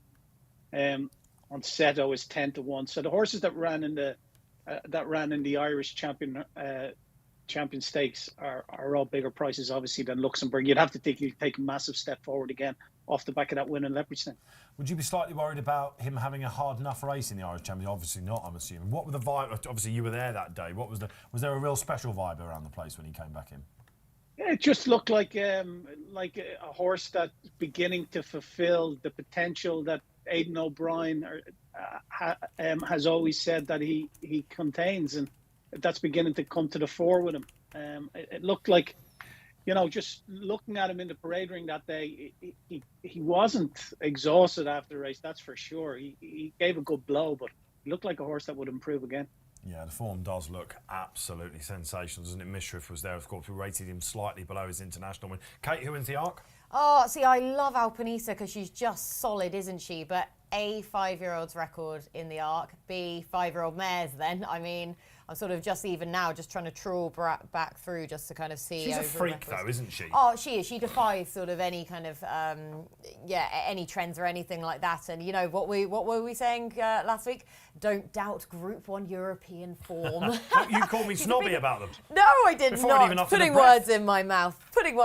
But she is the biggest flag bearer as we've been You'd seeing. love to see her on some art. That would be amazing, wouldn't it? Wouldn't it be some Is he going to go? Is he actually going to venture over? Is he going We'll to find out. You can next week in the Racing Post. We've got a great editorial piece coming up with Sir Mark Prescott. Do not miss that. It's going to be a great build up to Longchamp, of course. So who's going to win? Openista, why not? Why not? Why not? Absolutely. As they go into the stalls then for the next race at Haydock. You listen, we will cover it. All the build-up will be there. There'll be some races while we're here next Saturday, of course. The cards, we've got the Sun Chariot back at Newmarket and with the Group 1 for the fillies. And we'll be covering Ascot as well, but it's all things ARC next weekend. But if you want to tell us now who you think will win, who the value is, with a week to go, get them in, guys. We'll give you some social love as we go out. All right, Count d'Orsay still rock solid at the top of the market. I won't go to Barry because there's 2 going in. Last one was going to be Glory Fighter. On the Which one? Equality is just like a barge. Wonderful. That's weird, isn't it? Okay, all right. So good luck wherever you want to play. Let's hope it's a winner for you. And, Right, come on, monkeys. Here come the monkeys. Out of the zoo they come. And who's going to lead then? Looks like Glory Fighter's up there as well. Copper Knight's got a bit of a the beautiful Copper Knight up there. We've got one coming down the stand side, Knight typically. new colours. Which is Ian Williams debuting under David Egan, who's just taken the bull by the horns and given the lead to Your Equality. Me and Kate are on the far side. I'm right at the back on Nomadic Empire. The favourite Count d'Orsay got a bit to do. Barry, you've got 2.5 furlongs out. Has that made a reaction? Count d'Orsay is into 7-2, but Equality's your favourite now at 2-1. He seems to be travelling best according to the guys in running. Yeah. All right, then with 2.5 furlongs out. Perfect I'll tell you what, my Nomadic Empire's really going well, but he's got a bit to find. Oh, Lismore, look at this Equality on the. I'll tell you what, this is awesome. Doesn't want to get to the front too soon. James, you've taken it up. He's had 2. He's had no more leads. This is all over, isn't it? Hands and heels. Look at this. Very Woohoo! Come on then, James. Ride this one home. Ride this one home. He's taken away the trophy. Dane O'Neill, what a day he's having. I've stormed home into 3rd, but it was daylight, really. Easy. That was all over. Show me in 2nd as well. Usually they're very dramatic, these There's sprints. only 3 racing towards the stand side. Night and Earth gave him the perfect toe, and they've had the 1-2. Show me. That would have won if it had won on the far side of the course. That would have. I mean, that was great. That was an absolute smash job. He has bolted up, but they were already 3-4 lengths clear of the pack on the other side. I think that's a bit of a track bias when you see how far Show Me is ahead of Nomadic Empire, who's won the battle of Count d'Orsay and Co on the other side. But I'll keep that little gold trophy. Wow. Oh, yeah, you take the trophy and you I think enjoy we had it. to move it actually over that far away from away. Well, this is why hopefully you tune into Racing Post Live each Saturday, not just for the Raucous reaction and the anti-post reaction and everything we talk about, big talking points, but also some winners as well. Barry, how big? He was as big as 12's pre-race, James said. He was getting worried about it, just about to jump ship. That one like an absolute odds-on shot. Yeah, he had a Betfair SP at 13.5 from 15. So obviously there is, like James says, there's obviously you want to be up the stand side there in Haydock Park today of all days for sure. Show Me hit a low of 4 in running. Nothing really got into it outside of that. With the in-running layers or the in-running backers knew. Called the favourite or called the winner a winner a long way out. Equality then. So I think we can dispel any attitude problems as well from that Windsor run, can we? Because I think he was unlucky there. I didn't question it. It has been tricky in the past. Last year he would win and then you said he was tricky. Completely. He is tricky. He just kept a straight line and absolutely bolted up, looking like a group horse. I think it was a 3-horse race. Bearing in mind the other horses were not sighted How on the other far side. did he beat the others on the stand side? He beat outsiders. Nomadic Empire was another eye catcher. Yeah, it really was. Then for you, how did that feel? Yeah, that must have been fun to Beating watch myself them. with a stick on this one, but I'm Yeah, going to keep on going. the wrong and get part the of the win out track, coming from off of the pace as well, held up in rear and storming home as Nomadic Empire. You still going to follow him off that cliff? I'm sticking with him. Good. He was on the wrong part of the track in the wrong part of the pace scenario, and he stormed home for 3rd. So of course I'm going to keep with him. Absolutely. Right, just a couple of quotes coming in as I promised you. Balding, who of course, as we mentioned, won his first Royal Lodge since Elm Park in 2014. It was a tactical race, says Andrew. We thought they would go strong and gallop than that. Hence we held him up. He's done very well to get the job done. Love the way he galloped with his head down. For King Power, we're trying to get them as many Royal Ascot winners. So obviously with King Power, you know, that's where they want them. We slightly rushed him into the Chesham, which is kind of something we know. Looking at it, his brother was better over a mile and a quarter. That's something we'll find out in time. It looks like it will be the Vertem next, although he's very much a 3-year-old. And Andrew would like to give him as much time, so maybe not. We shall see. And he was into 8-1, of course, for that on the sportsbook, if you were thinking of playing on the Royal Lodge winner. We've had 2 races at Newmarket. Group 2 Royal Lodge. He looks a bit special, doesn't he? Group 1, of course, where we have seen a really nice result, I think, in the Cheveley Park. Lazoo. That was She just keeps doing it. She's unlucky the 3rd time when she got beat by Morge. Lovely attitude. And she was unlucky on the July course, wasn't she, to get not to get it in the stewards room a little bit. She probably should be going the worst in thing with for a me few is more she ones took next 20 time. grand off us in the bonus on her debut. We had Cuba Mistress went 5 lengths clear. Not that you're bitter. Got caught by Lazoo, which was disappointing. The best is yet to come, though, guys, because we've got the middle part winner coming up next at 3 o'clock. And there's a quality there. Is that worrying pre-race drift for James Millman, showing his true colours pre-race. Beers on you after this, I'm telling you. Not only you've just been calling me out on facts and things like this. Look after the pennies. We know you think that. He actually called me on WhatsApp as he was coming into the studio to let me know he was here as well, not even on his own tariff. He said, when there's free Wi-Fi. He said, didn't you? Sensible. Quite right, as we watch something streak up the Curragh, then we'll be popping back to the Curragh around about 3:20. But it's all eyes now then on the middle part. Will we see next year's Commonwealth Cup winner? Who's it going to be for Barry, I wonder, in the 3 o'clock, the middle part? It's been won by some of the greats, Barry. Let's get the market up if we can, guys, in the studio. There's a reminder to download the app, of course, the new app at the Racing Post. All you need to do is search Racing Post, Apple and Google Play Store. It's all free. Okay, the must-have. All right, then, there it is. I'm looking at this. Mischief Magic was a mover to my eyes for Godolphin earlier on. They would have, of course, had Noble Star here, Barry, had he not had a bout of colic. So this is something of a substitute. But the market thinks he's going to go close. Yeah, he was 5.6. So he's only a point shorter now, Dave, Mischief Magic. But Marshman is the head of the market, putting Noble Styles form to the test here. He's 3.5. Mischief Magic stablemate of Noble Time is 4.5. 4.2 Blackbeard, 7.4 Persian Force, and it's 17 Bar. I like Blackbeard in it, Dave. I have to say, I know he can be a little bit temperamental down at the start, and his antics have been well documented at this stage. But the Prix Mornay, he looked a really, really decent colt that day. His only bad run really was when he was beaten a little over 3 lengths behind Bradsell in the Coventry. And having said that, this is a really, really wide open race, but I think at the price we're getting handsomely compensated here. He's currently 4.3. We're going to set our own price, please. Kate, we're going to look back at a 4.5, which is bang on 7-2 in old money. So we're going to set our own odds. That will go over into the lay section for someone to come in and lay a stat bet. So we're backing Blackbeard at 4.5. At 25. 25 quid. Yeah, right. Great stuff. Blackbeard is, and you refer to his pre-race antics, so we need to have a good look at him. We're watching Mischief Magic go around in the paddock at the moment at Newmarket, and we have got, around about 11 minutes to play. Mischief Magic's got 2 handlers, but calms a mouse at the moment in that parade ring. Calms a mouse? Oh, I like that. That's cute. They call them Ortonisms. I don't really know. Calm as a mouse, or whatever that is. I could go on and on, but I won't. All right, well, 2 runners for Aidan O'Brien, of course, the winning most trainer of the Middle Park.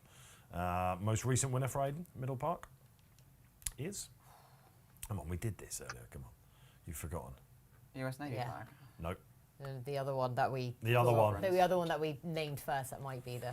10 Sovereigns, of course, who... Did he go on and win the Commonwealth Cup? He won a July Cup, didn't he? Not the Commonwealth Cup. He won a July Cup, didn't he? He was only 4th in the... so look, we are talking about next year's top sprinters. It's rare that we now see a Guineas horse come from the middle part. Don't we? Of course, Perfect Power, last year's winner, won the Commonwealth Cup. Normally non-stayers, aren't they? Tried, but the temptation, I think, they're probably going to do with Lazoo. It's just temptation as they win. I don't think Lazoo they will. You don't think they will? You think Rafe will just go, no? Pedigree just says no. All right, fine. Yeah. But we will see a dozen that have no right running in it that will be tempted because you just don't know until you try these horses. All right. Like say, unless they do a US Navy flag and try and do the double. There's only one Group 1 winner in the pack here, of course, and it is Blackbeard. Barry said about his pre-race antics. He's looked anything like a rodeo horse, didn't he, down in France? He doesn't look a particularly enjoyable ride. He just How tries many to lie runs has down. he had? He's been busy, just to try and quieten him down, I expect. Yeah. 7. This is be his 8th run. Now, looking down the list of, in fairness, the last line you remember from Mark Johnson. You've won the Brocklesby. And US Navy flag, who took quite a long time to get up to that. I mean, the supreme figure. Perfect Power was having his 6th run. So it would suggest a mix, actually. Nothing has come in the last with just one win. So Zoology, as good as he looked at Yarmouth, somewhat surprising to see him in it. I thought it might take the time a bit more with him. And speed at Qatar angles, so they do step him up quite quick. And have you just got a 2-year-old? That would be the question, isn't it, I suppose? So we want to get him out. In a case, what is there after this for him? Not a great deal, is there? Because physically, he's quite, if I remember rightly, I remember I was covering that race. Is he quite a big type, though? Zoology. He showed a right old turn of foot and he knew his job at Yarmouth. Yeah, quite a... From what I can remember, I need to see him again, obviously, here, but I remember him sort of not really looking necessarily just Big like... Zoo Star double, because he's been slow to get Zoostar going again. for a first This season. is the Lazoo sire, of course. So, yeah, Zoostar's just had a Group 1, the Australian sprinter. And, of course, his Zoology here, as you might have guessed with the name. So Blackbeard, who is, of course, the Group 1 winner. He beat Persian Force last time and the Antarctic, who we... again, a horse that's had plenty made of it. Tom Marquand riding here for Aidan O'Brien. Blackbeard likes to get on with it, doesn't he? He's just... Yeah, it likes to be ridden prominently enough, really. That's what we saw from him last time out as well. So, I mean, yeah, that's the thing with Blackbeard, is that in a race, he is sort of your model professional. It's just the antics beforehand, where to my eye, it just looks like pure temper behind the stalls. His sort of the thrashing of his front legs down and the threatening to lie down. And actually, question for you, because it was interesting that Ryan Moore didn't get off him last time out at Deauville. Is there a rule in France? I've never seen a jockey get off a horse to have the horse loaded by themselves. Is there a rule in France where you can't get off of them? Possibly. They're very funny in France. Yeah. Because you're not allowed, Craig Witherford, do a lot of troubled horses in the UK. They're not allowed to load He's a little them bit over lively in the France. parade ring. Well, this is Actually not him, allowed to though, load Barry, them. isn't it? This is him. Oh, usually it's when he gets to the start, isn't it? There's a name for what he does, and apparently Aidan O'Brien, he's never seen a colt do it, but fillies, you know, he has seen fillies during the course of his... Mess around and What is it called? We don't know. don't know what I it's just call it temper. But there is a from what name I for can it. see. Yeah, I'm So I don't sure know. in France last time they did Really? come up with a... Yeah, But so often when you've got a horse like that, you can find them to be... He bucks, hardy. basically, doesn't he? He looks like he wants to do anything but run. Yeah, but And then... then he goes and wins a Group 1. But when you've got it, when it's like that, so often they can be hard as nails in the race in themselves. They can give all the antics beforehand, and I think that's the trait that he then shows himself is All right. he's a hardy so-and-so in a race. Well, this is a Group 1, and of course we've got to concentrate on all the horses, but mainly the market leaders, and Blackbeard is the one that's caught our attention, A, because Barry's put him up, the big hitter, but also because he can be a little bit flighty. They're bidding to go one better than Meditate. It was second, only second, I don't know why I'm saying that, but like it's a bad thing, but second in the Cheveley Park. Is he the winner, Blackbeard, James Millman? Well, their favourite's Marshman. But he must have terrible Come confirmation. down early. Has Marshman gone down early, is he? I think he went down early, yeah. Yeah, we've not got him on our pictures right now, but he's out of a Galileo mare by Harry Angel. £5,000 was what he made as a book 3 yearling, so he didn't make it into book 2 or book 1. Breeze ups, he must have done a good time. He only made £38,000. I'm very worried how he's going to cope with the dip. Well, because he's quite a big chap, isn't he? Yeah, he missed Glorious Good because he got a slight setback just before the race, and his price tags show you that nobody wants to buy him. So there's clearly something wrong with him. Well, it didn't stop Bradsell winning the commentary, did it? He's broke. Well, yeah, okay, well, he's injured now. Yeah, because he's got awful confirmation. He's off 4. You'd struggle to train him. That's why nobody wanted to buy him. So what you're saying is he should be in the Millman yard? Not particularly. We'd struggle to keep them sound, which is why they go wrong. So But Marshman... you do pick up horses that are maybe well-bred, that have maybe No, we're the potentially opposite. issues, don't you? I thought Tagline had a bit of a... she's not the soundest, but All she right. got sent to us. We didn't buy her. But if you can take a chance to get bad confirmation, they're likely to go wrong at some point. So Mark Johnson's policy would be to buy a horse with a Ferrari engine, but has 3 wheels rather Like than his mini. previous winner of this, like the last line, who never made it to 3. Yeah, Came back as a 7-year-old, of course. But it's clearly there's something as to why he doesn't make very much of the sales. And while he's looked very good, it's been flat tracks. How's he going to handle a dip would be my question mark for Marshman. Persian Force is what I'm going to stick up. You're with Rob, wait. Solid. I think he's going to run his race. It might be. How does he reverse in the force then UK. with Blackbeard? He's more likely not to misbehave and mess about. Well, he strikes me very much as a Memas like Richard. He looks like they're just getting every run they can into him. I'd be surprised if we saw him next year. He's quite a big. He's the individual. Brocklesby winner, of course. He won the Brocklesby, bolted up. I was fully decided. I think he's going to run his race. That'll be my angle. Worried about the two market leaders. Blackbeard. Don't believe in Mischief Magic and thought Version Force would Mischief hit Magic, the I've mark. not really seen that much of him. He's been kept away from the big races until, was it Siena, whatever it was he won at Kempton Cyrenia. last time out, where he was impressive, won well, quickened up nicely. Why hadn't he been tried at a bit high level before that? They actually went for another novice after Goodwood, where he was 11-2 on. Well, he ran on his... I was toying with putting him up. I've gone for Marshman, by the way, if you wanted. No, we'll get Kate's tip in a minute. He ran behind Royal Scotsman on soft ground, which he didn't like at Goodwood. And the market stank for him that day. He ran all right down the middle of the pack when Royal Scotsman came up the rail. And he's won his next 3 since. It was the Cyrenia Stakes where he really looked like a horse that was going places. He beat Believing. He beat 2 fillies, basically, which a lot of people will crab that form with. But the market, again, suggests that they think he's got a right old chance here. But Believing came out and finished second in last week's Firth of Clyde, albeit back against their own sex. And he, in third, this is the one that you do sort of look at it a little bit, is Malretia, who finished 8th last, beating 24 lengths in our previous race. Pulled up in the flying shoulders and again didn't run particularly well. So he needs to step up again, but this is a horse that is coming into it right on his A game. The reason why I like Marshman is you just go back and look at that gym crack. Take the winner out, Noble Star. There's 2 ways of looking at Noble Star. He's either a freakish talent, which I believe he is, because he did everything wrong in that race. He looked beaten halfway. He must have gone massive on the exchange. And then he goes and picks up Marshman as he likes pretty much at the end. But Marshman was a clear second. That form has worked out very well. Cold Case has come out and won a good race. Lots of winners will come out of that race. And he's a big old boy. My worry is your worry, the dip. How he's going to do it, mainly because of the size of him. He's a right big one. But when he hit the front at York, he went that way, and he should have been a little bit closer at the finish. I don't think he's got a rival like Noble Star against him here. I don't. I think Blackbeard has shown his hand, unlike Barry, who does like him. Go on, Barry. He traded 10s on that day, Marshman. Oh, 10s on. They couldn't see him get beat. So he's either thrown that away, and Noble Star has beaten him despite doing everything wrong, or Noble Star is the horse. Of course, Noble Star would have been favourite in here if he'd have turned up for Godolphin. All right. So, and he's had that bout with Colic, unfortunately. Hopefully, he might, maybe he'll go to the Breeders' Cup. I'm not sure, but he's a serious animal. Kate, who do you like?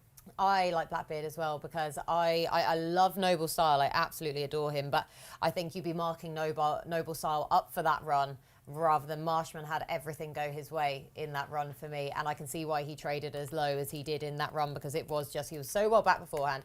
Everything went his way. It was really favouring prominent races at York that day, yet Noble Style still managed to come from the rear. And from that race, my takeout was Noble Style to come forwards from it. So for all that I love Noble Style, I think that I would be taking him in isolation from the race rather than dragging up the form of those in behind. So for me, it is Blackbeard who's shown that level of form, but on a more consistent basis. And I just think he's becoming more and more of the model professional throughout his races then as well. So yeah, Blackbeard for me, I know he's been heavily campaigned then with the 7 runs already this season, but I think they just want to get the runs into him to get him to mature in that level. So yeah, it's Blackbeard for me in the hope that he behaves himself. And as you say, sort of Mischief Magic, it's fascinating that he is being well backed here as well, because sort of when you look at his overall form line and why he has been kept away from the big races, and last time out, like you say, he managed to beat 2 fillies then in behind him at big prices, and one of those being Mareskia, who finished 9th in the Cheveley Park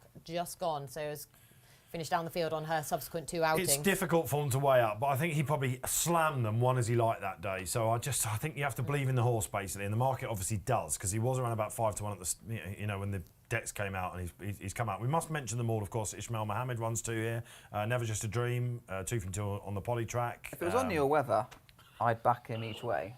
And the fact that his 2 other forms have looked good. In the Racing League, he was only a nursery, but he travelled like a very, very nice horse, and they ran him in the gym crack, and he didn't do any good. He's got a stone to find and more, according to the handicap. He has, but if it was all weather, he'd outrun his odds. But it's not the all weather. He's had 2 runs on the turf. Once More for Luck is the stablemate that comes in here, and the reason why these 2 are interesting is because do you think that Once More for Luck will just try and set this up for Never Just a Dream? Now, whether they can pull it off or not doesn't matter, but for the tactical nuance of the he race. He could follow him through. So are they likely pace angles from stall 3 and 4? Yeah, I think they just let him stride on. Yeah.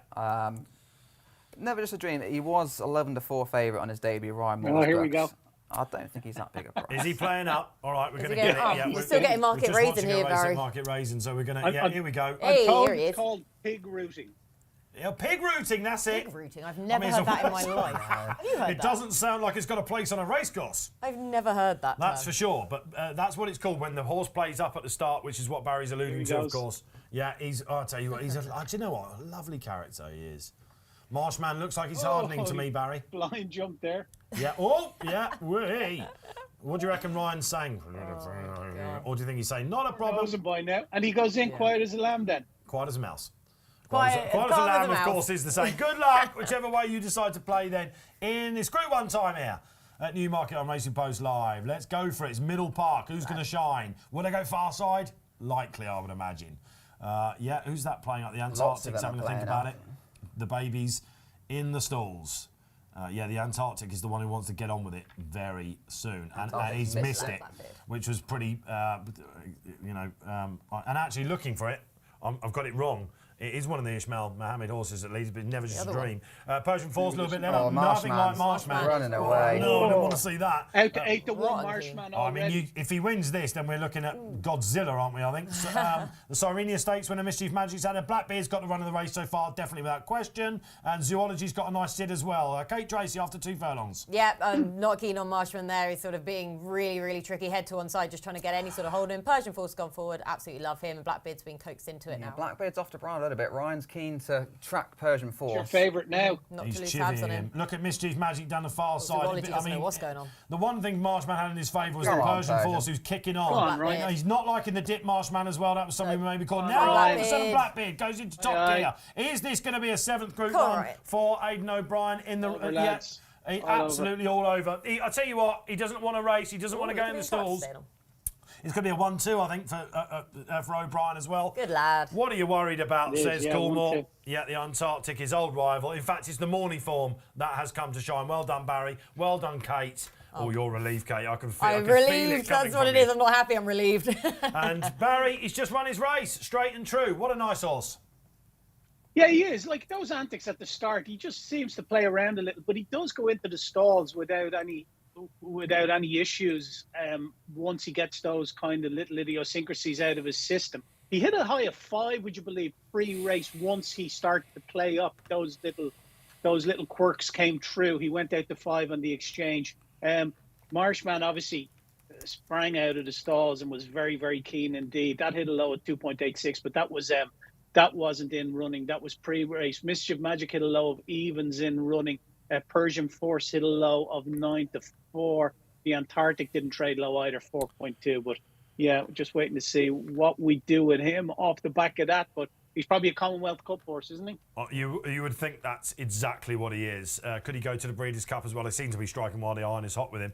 Of course, US Navy flag, we were saying before we came in, weren't we? He won this and then went on to the Dewhurst. I don't think Blackbeard is that. I'm sure he is. That will tell you all we need to know about him. So the doubles can be done.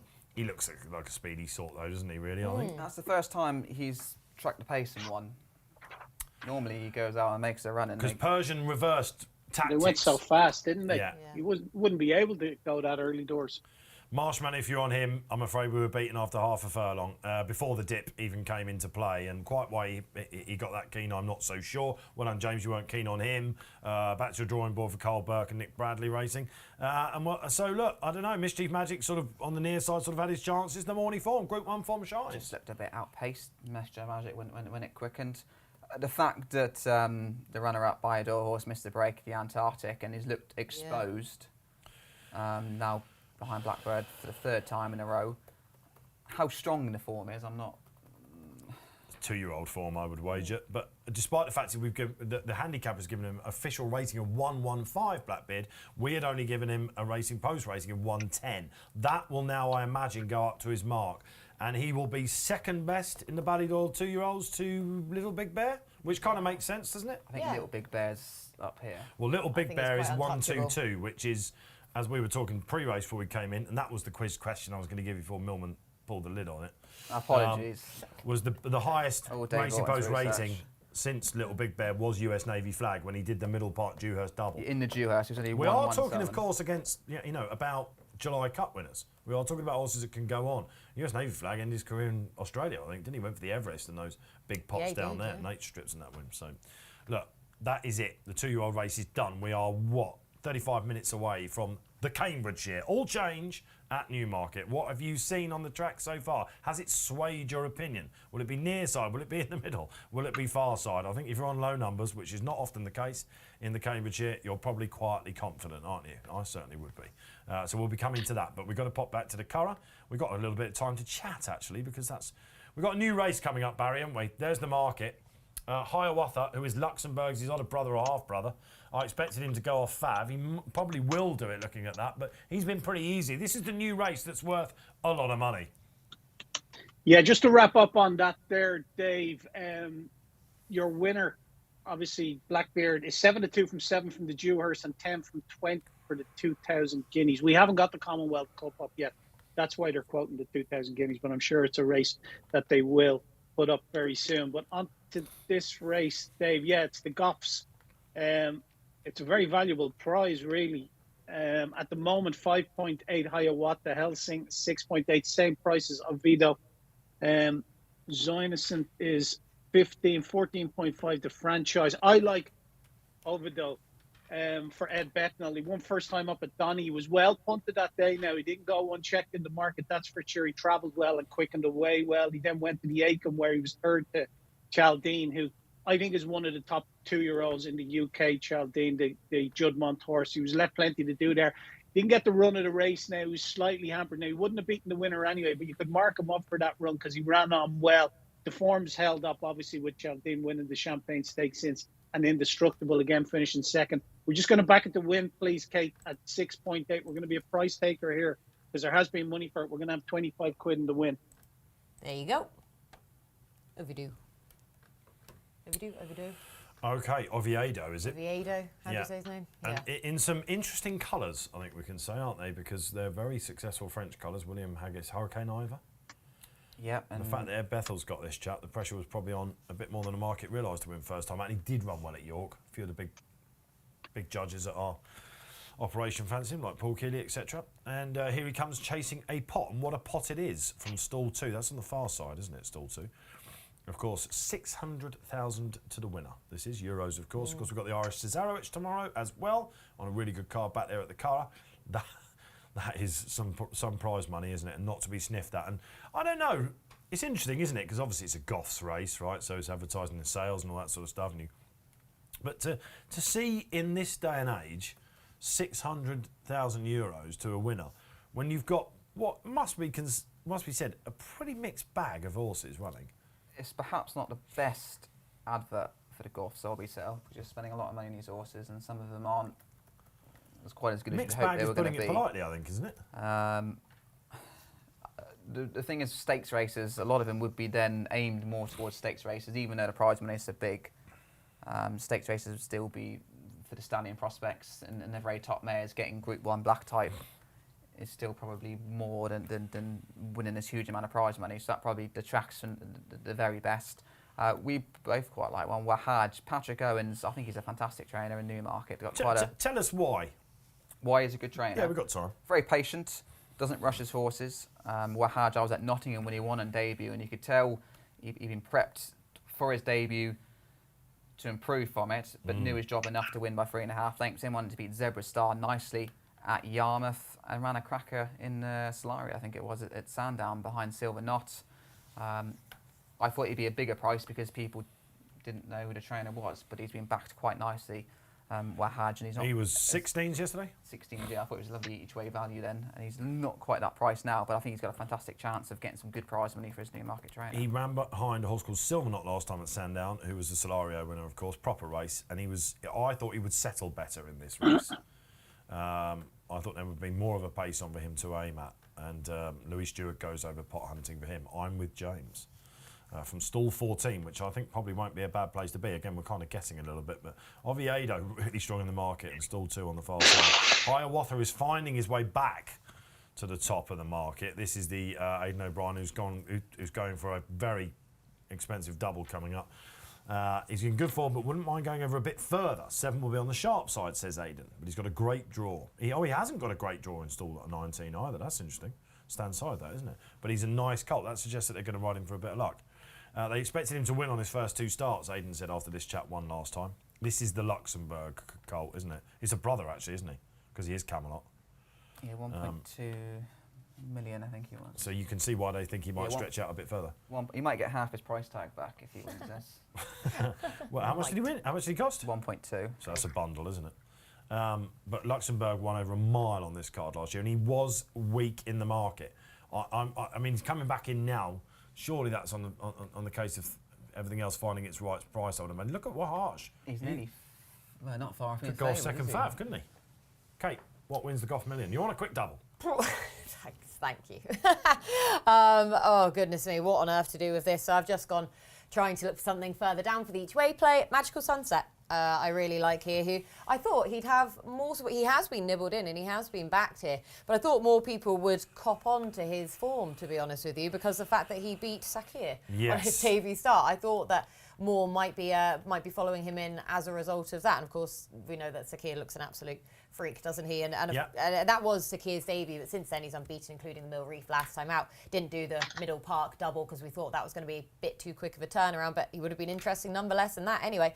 And last time out then, he went to Doncaster, and I think that this is another sales race, and I think that is probably the form line I want to keep on side for the British runners here, because we have a few of those that are now going for this contest. And Magical Sunset, he raced on the wrong part of a track. He raced against the pace bias as well. He was the eye-catcher of the race in finishing 6th. He was beaten 6 lengths as a result, but he's just been readily dismissed in this market on the back of that run, where you can be marking him up for various different variables. So Magical Sunset has had the nibbles in the market now, and he's still a good enough each way price for me. Yeah, the Sakir form certainly does stack up. I mean, got first run that day and was on the rail from memory, and Sakir was green. I think we could say that Sakir's a better horse. But yeah, you're right. I was expecting better to come and thought there was an excuse there, and has rather escaped my attention. The Magical Sunset comes over here. What draw have we got for that one? 11. Chris Hayes on as well. So yeah, strong positives. Who wins the Cambridgeshire is the poll on YouTube. Get your votes in for that. Is a tricky poll, that one. Mujtaba, Savvy Victory, or Jimi Hendrix, or other are your 4 options. Are you considering voting? Don't let us know what you're going to do, because we've got to tee that one up. But keep that coming. That poll on YouTube, if you want to get involved, we'll do the answer to that just before the 3:40, our final race of the day, which comes up at Newmarket, of course. Holly Doyle's gone over to make the journey over there on He's a Monster. Great name. If you name a horse, He's a Monster. You have to hope they're good if you're going to name a horse He's a Monster. Either that or he's extremely tall. Yeah, either way. Or just a bit of a lunatic. It is interesting that we've got a fair few of these sort of leading British jockeys going over for like the sole ride on the card then at the Curragh potentially for this prize pot, are we thinking? That's 100% what it is, yeah. Yeah, absolutely. I mean, you're going to potentially win more from placing in this race than you are from a couple of winners at Haydock, for example. Haydock are even getting placed at Newmarket. Newmarket, yeah. It says it all, doesn't it? All right, Helsing. What can you tell us about Helsing, of course, who was for the top firm, Ger Lyons and Colin Keane. Done very little wrong so far, James. No, just got beaten in Group 3 on the second start, back to listed company 1 at Tipperary. Ger Lyons, he's very good with his juveniles, especially when they stay here in Ireland. So far, they haven't transferred it when they go to the UK. You had to go there, didn't you? Not an issue for today. Was it this time last year? At a real short price on Sacred Bridge. Oh, yeah. Who everyone was raving that Cheveley about. Park? Or Middle Park, wasn't it? I can't remember Colt was. Either way, he ran an absolute shocker. Well, it all started with Siskin, didn't it? I think, unfortunately, he wouldn't go in the stalls, but it was around about that. It was almost like he's got a bit of a curse on him, Joe, at the moment with what he comes over with. With the Colin Keane as well, by the way. Top 2-year-olds, and he got a chance. So I'd give a shout out each way to New Endeavour, Roger Varian's horse. Okay, you got the trophy, and now you're throwing in like next best, aren't you? Big price. Is it the same owners? Same owners as Helsing. Won a nursery at Kempton. They expect him to win a lot easier, and he did. He was 6-4 on. He beat one of ours a neck. But he might be better back on the turf. So which one did he beat a neck? Ignac Lamar. Glad you pronounced that. Is he any good, Ignac Lamar?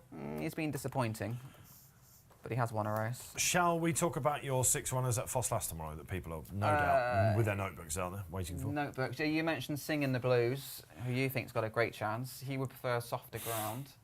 We have a little bit of banter about that, of course, because you told me he was not really in love with racing when I backed him Not around in Wolf. love with racing. He just lost all his speed. So when it's heavy ground, that compensates.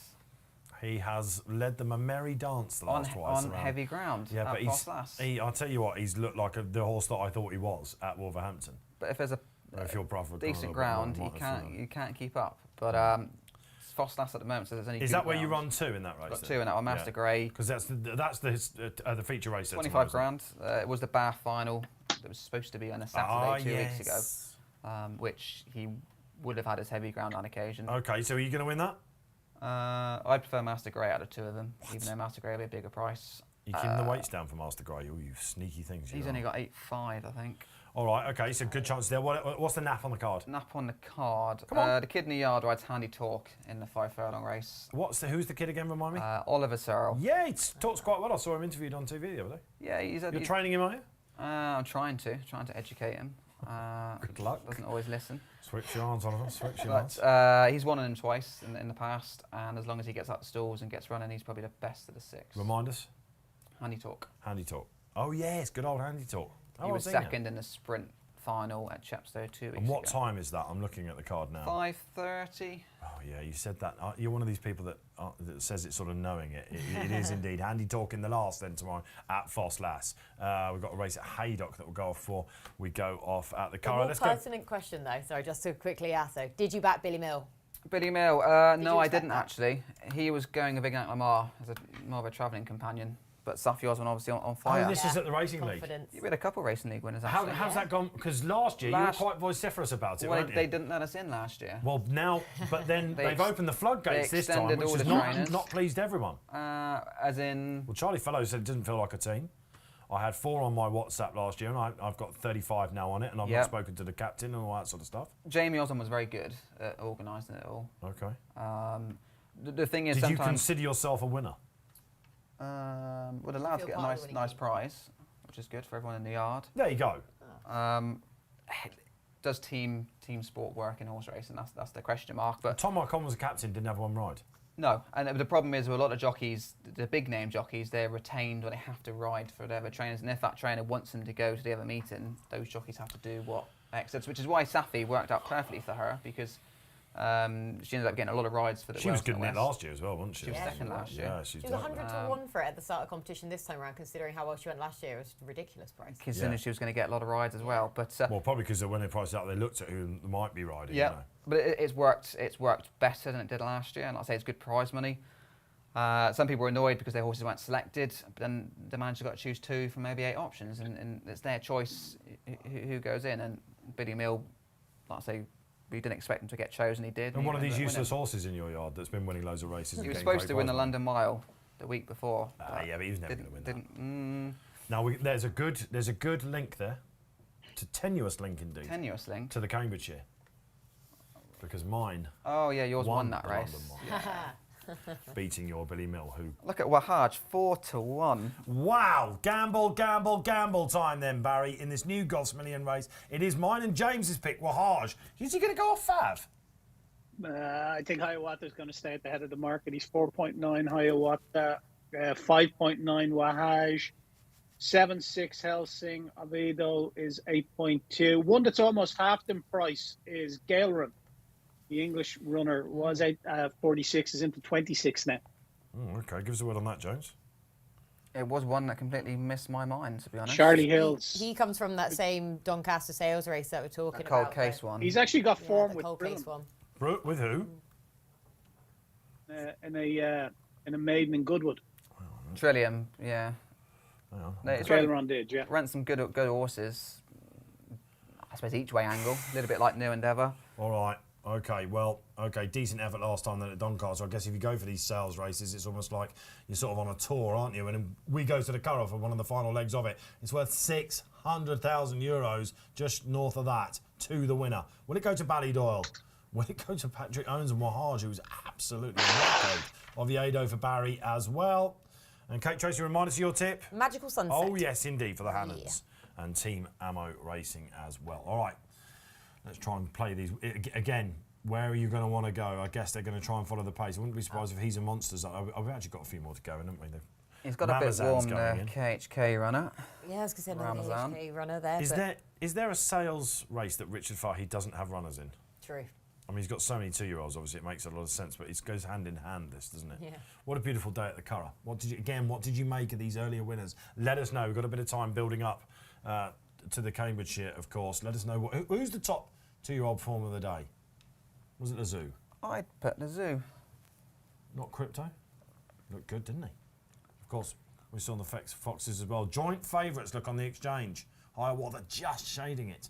He's a monster. He is chunky, isn't he? Is he? Yeah, Holly isn't the biggest, but she does, you have she to does put look, it into perspective. Yeah, with Holly on board, everything looks like a monster. Helsing, waiting to get in the van. Shocking. Just for Millman, that one. It's just Come on, get him in. poor.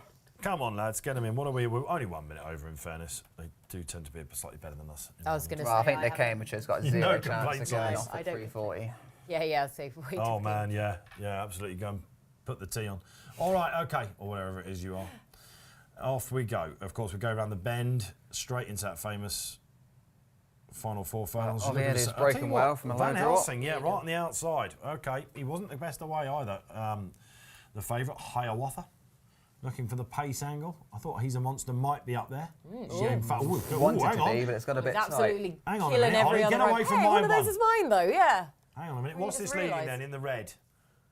Looking down. Frequent flyer, I think, for Andrew Balding. Oh, yeah, okay, all right. This is the one that got beaten at Foss last time by a decent prospect. Andrew Balding, who took out the Royal Lodge earlier on. He's a Monster's up there. Hiawatha now got himself into a lovely position. Wahaj in a share of it as He's well. going to wipe out I was Wahaz. going to say, Yeah, he's going you to keep just got, I wiping mean, them all out everywhere there. Wahaj goes, Holly Doll is will literally just- saying, you're not getting my ground. Johnson's Looking for Killerbegs Magical Warrior. Sunset Cake going well. I know, hopefully. Helsing going well as he well. got crushed there earlier. So. Some of the gambles are going astray, I think. What's this in the pink that's coming there? Is this Killybegs Warriors Lashes from Mick Halford?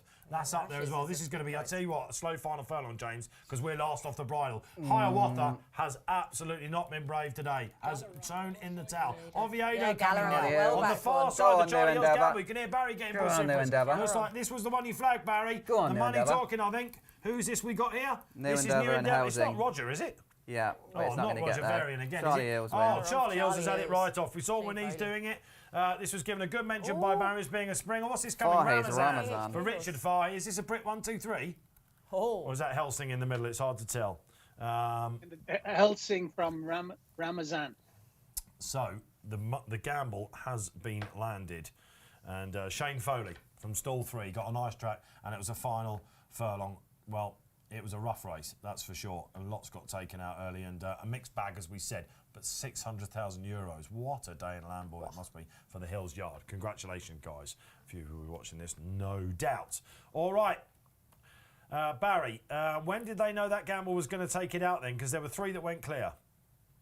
Yeah, it was pretty early on as well. They've drawn 3.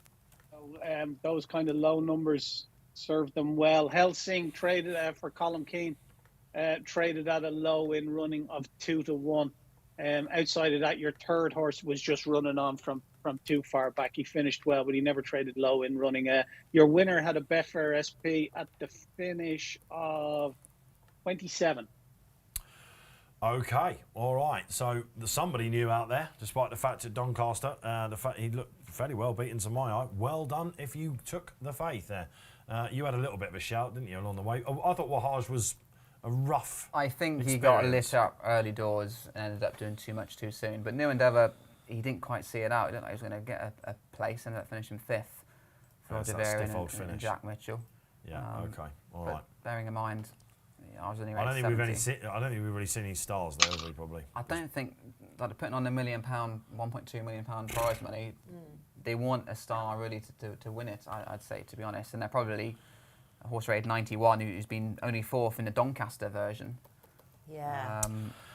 Yeah, Absolutely, it's a tough game for punters, that, isn't it? Barry, we've got the Iris Zarowicz tomorrow. What time is that? Let me have a quick look. 4:15 tomorrow. Probably the highlight on the card, despite there's a couple of group races around, because it's exactly the same prize money. It's only 324 to the winner, but it was boosted up to €600,000. We said that a couple of months ago. Someone very cleverly on Twitter said, "May I congratulate Willie Mullins on the check already. Echoes in Rain is his big player. We've got Olaf Rachel Tyrone, who Blackmore. failed to get out the E-ball. We've got Cleveland in there as well. But there's a right old springer, isn't there, for Ballydoyle in Waterville? Waterville heading the market now, Dave. Yeah, you're bang on there. Wayne Lorden rides it. It's 4-1 now, Waterville. Was big. Was double that just a couple of days ago. Echoes in Rain with Willie Mullins as well is a 7-1 chance. 8-1 Earl of Tyrone. Lots of joy. 9-1 Cleveland for Joseph. That switches from Aidan O'Brien's is a 10-1 chance. Some money for HMS Seahorse. Ben Cohn rides Stafford Paul Nolan. That's into 12 from 16, and also money for Wordsworth, which it pains me even to say the name of the horse. He's cost me so much. He's not a cliff horse. He's an abyss for me. So I can't face into him again. A bungee jump of horse, yeah, quite right. Yeah, but you know, there's a golden rule, isn't it? So Waterville then, they tried to make him into a Derby horse at the start of his career. I remember looking at him when he got beaten at odds on and thinking he just wants to go and go and go. He gets out on the trip tomorrow. Enjoy that tomorrow. That's the Sunday highlight, along with the 6 from the Millman yard at Foss Last. If you're going, James, you'll be there, will you? Unfortunately, I will be, yeah. There you go. So handy talk in the last. If it doesn't win, get your tomatoes ready. Right, okay. Cambridgeshire time, I'm thrilled to say here on Racing Post Live, our final race of the afternoon here. Of course, if you're watching, don't forget to keep liking on YouTube and subscribing. That's what it's all about. Barry, you've had a great day again so far. You've only got, what? How many picks have you got? 28. I'm sure you could have, if you were, playing another game, you probably have 4 in it. But what's on top, man? Savvy victory for Ryan Moore from me here. Yeah. And Ryan gives it a very favourable mention in his blog, which you can read on Betfair. The 3-year-olds get a £5 weight for age allowance here. He won a 5-runner handicap in Goodwood last time out. He travelled really well and quickened really well. The time before that, he was a nose second. The protagonist over 10 furlongs in Donny. He contested the King Edward VII, the Grade 2 over a mile and a half at Ascot. Just didn't run a bad race there, but a mile and a half just stretched him way too much. He won his maiden on soft ground, so they didn't get much rain there, but it still doesn't put me off. And there's 6 places on the sportsbook here, Kate, and what we're going to do is we're going to back them on the sportsbook. Obviously, singles, there's best odds guaranteed there as well. So we're going to have 25 quid each way, Savvy victory, to take advantage of the 6 places on the sportsbook. He's had a good year. He's had a good year, Sean Woods. He's been in for a 32nd winner of the year, which for a stable of his size is a very good year. And Ryan takes the ride. I'm going to check out how many rides Ryan has had, actually, for Sean. I'll get that up shortly. Not many. I wouldn't say many. No. This is an agent job, probably. It was an eye catcher, wasn't it, the booking? Yeah, and we've seen him dance some big dances. I'm looking down. But Sean Woods is one with 22 of 40 individual horses this season. Sorry, 20 out of 28, cracking strike rate. Gets the best out of his horses. Yeah. Do you know how many rides Ryan has had for him? I'll say 1. I'll say 0. 0. You're on. Yeah, so, all right, okay. So, very interesting jockey booking there. And Tom Siegel put this up in his long-range anti-post picks, along with dual identity, didn't he, of course? What kind of price were we looking at? What, for Savvy? Yeah, the long range. Oh, I don't know. It was definitely double figures, that's for sure. You know, and Tom always beats the book 100%, and largely because whatever he puts him up, whatever he puts then up, drops. then drops down. Dual Identity going back out the other way, actually, but he's had a really good year for William Knight, and when he won at Sandown 2-back, he looked all over like a Cambridgeshire horse. Right, William Haggis, of course. Any handicap like this, the bookmaking deity that he is, has to have the favourite. But Mujtaba, who sank without trace in the Lincoln, made it 3rd time lucky last time out. James, did you give any love to him, the favourite? I thought it was tricky of all the unexposed progressive types. Jimi Hendrix, the other 3-year-old, I probably prefer him out of the 2. The Mujtaba's 4, but he's a strong favourite. Didn't disappoint in the Lincoln, really. He's only beat 5 lengths in the end. It was a bit of a strange race. Chester didn't suit. Back on track at Doncaster last time. 101. Probably fair enough under the £4 penalty. But say those that head, I like Jimi Hendrix. But big prices, I'm going to take advantage of the 6 places on the Betfair Sportsbook because I'm probably more looking for 4th, 5th and 6th. At Perotto. Oh, really? That's the... Is this a thunder stolen? Complete. Oh, okay. I was like, no one else is saying. Give us a line. I'll let you say I why. found one. Why? No, you could completely tee it up. Racing exclusively in group and listed company this year and just struggled in the smaller fields. I think the big field handicap's going to suit him down to the ground. Stall 20. high enough drawn near the stand side. So he's one of them. And the other one, which I got laughed at by David Orton, was Haydock. Frustrating. I'm still giggling about that one. But Mock Dasabi was only, length behind him at the start of the year for 98. Everything I do when I look at this and see that you've tipped it, that's made my month. Our last 2 winners, what price were they in this race? Massive. You can get massive 2 price winners. 40 to 1 winners. Haydock, I think he's about 40s on the sportsbook. He's 50s now, so even bigger. 6 places. He's a tricky customer. Ed Walker's always liked him. A tricky customer. Today might be the day. Have 7-year-olds won this in the past decade? Let's have a look. I wouldn't surprise you if one had. No, a 6-year-old was the oldest. It was Bedouin Story last year. It probably had no right going off, to be honest, as a 40 to 1 shot for Saeed bin Taror. But we've got 2 plays for Perotto. So Perotto's been running around in these monkey races, as I call it, sort of like. Don't suit him. No, cat and mouse sort of races, and he is on his very early forms of mastery running. He's a talent. Britannia. Of course. His last win. Was the Britannia. And he's off now, marker 103, and he has come. He was off 110, wasn't he? So he's getting back now. Handicap is okay, all right. I just wonder whether they've got Billy Lee taking the ride, haven't they? Which is interesting. You're a double figure stall. Interesting. Can he win off 103 in this? Let's have a look. Yep. Bound to, aren't he? Yeah, 103 last year. Okay, from stall 21. All right. So highest winning marker this in the past 10 years. Wissahickon. When he landed that gamble for the group horse in a handicap. We've got any group horses in handicaps here? Is it Mushtaba? Is that the one? If there is one in here. No. Yeah. Yeah, but how are the public looking at it? No. Right, okay, he's got the trophy. I think we'll have to get rid of this trophy when Millman comes in. It does something funny to him. All right, who do I like? You're all screaming out there. And I said the London Mile final, which is painful memories, thankfully, for James. I think Massive drift. In a match race, Haydock will beat your choice. It's on. That's on. the aim. I think I will like beat it. I'm first going few. stall 11. The reason being, Stefano Cerci is an apprentice that Saeed goes to when he's got a big prize in mind. Plenty of winners he's ridden for Saeed. And from stall 11, I've got to be honest, I had four in my on my shortlist, headed by protagonist. Stall 3 came out and I went, oh no. Savvy Victory, I put a line through.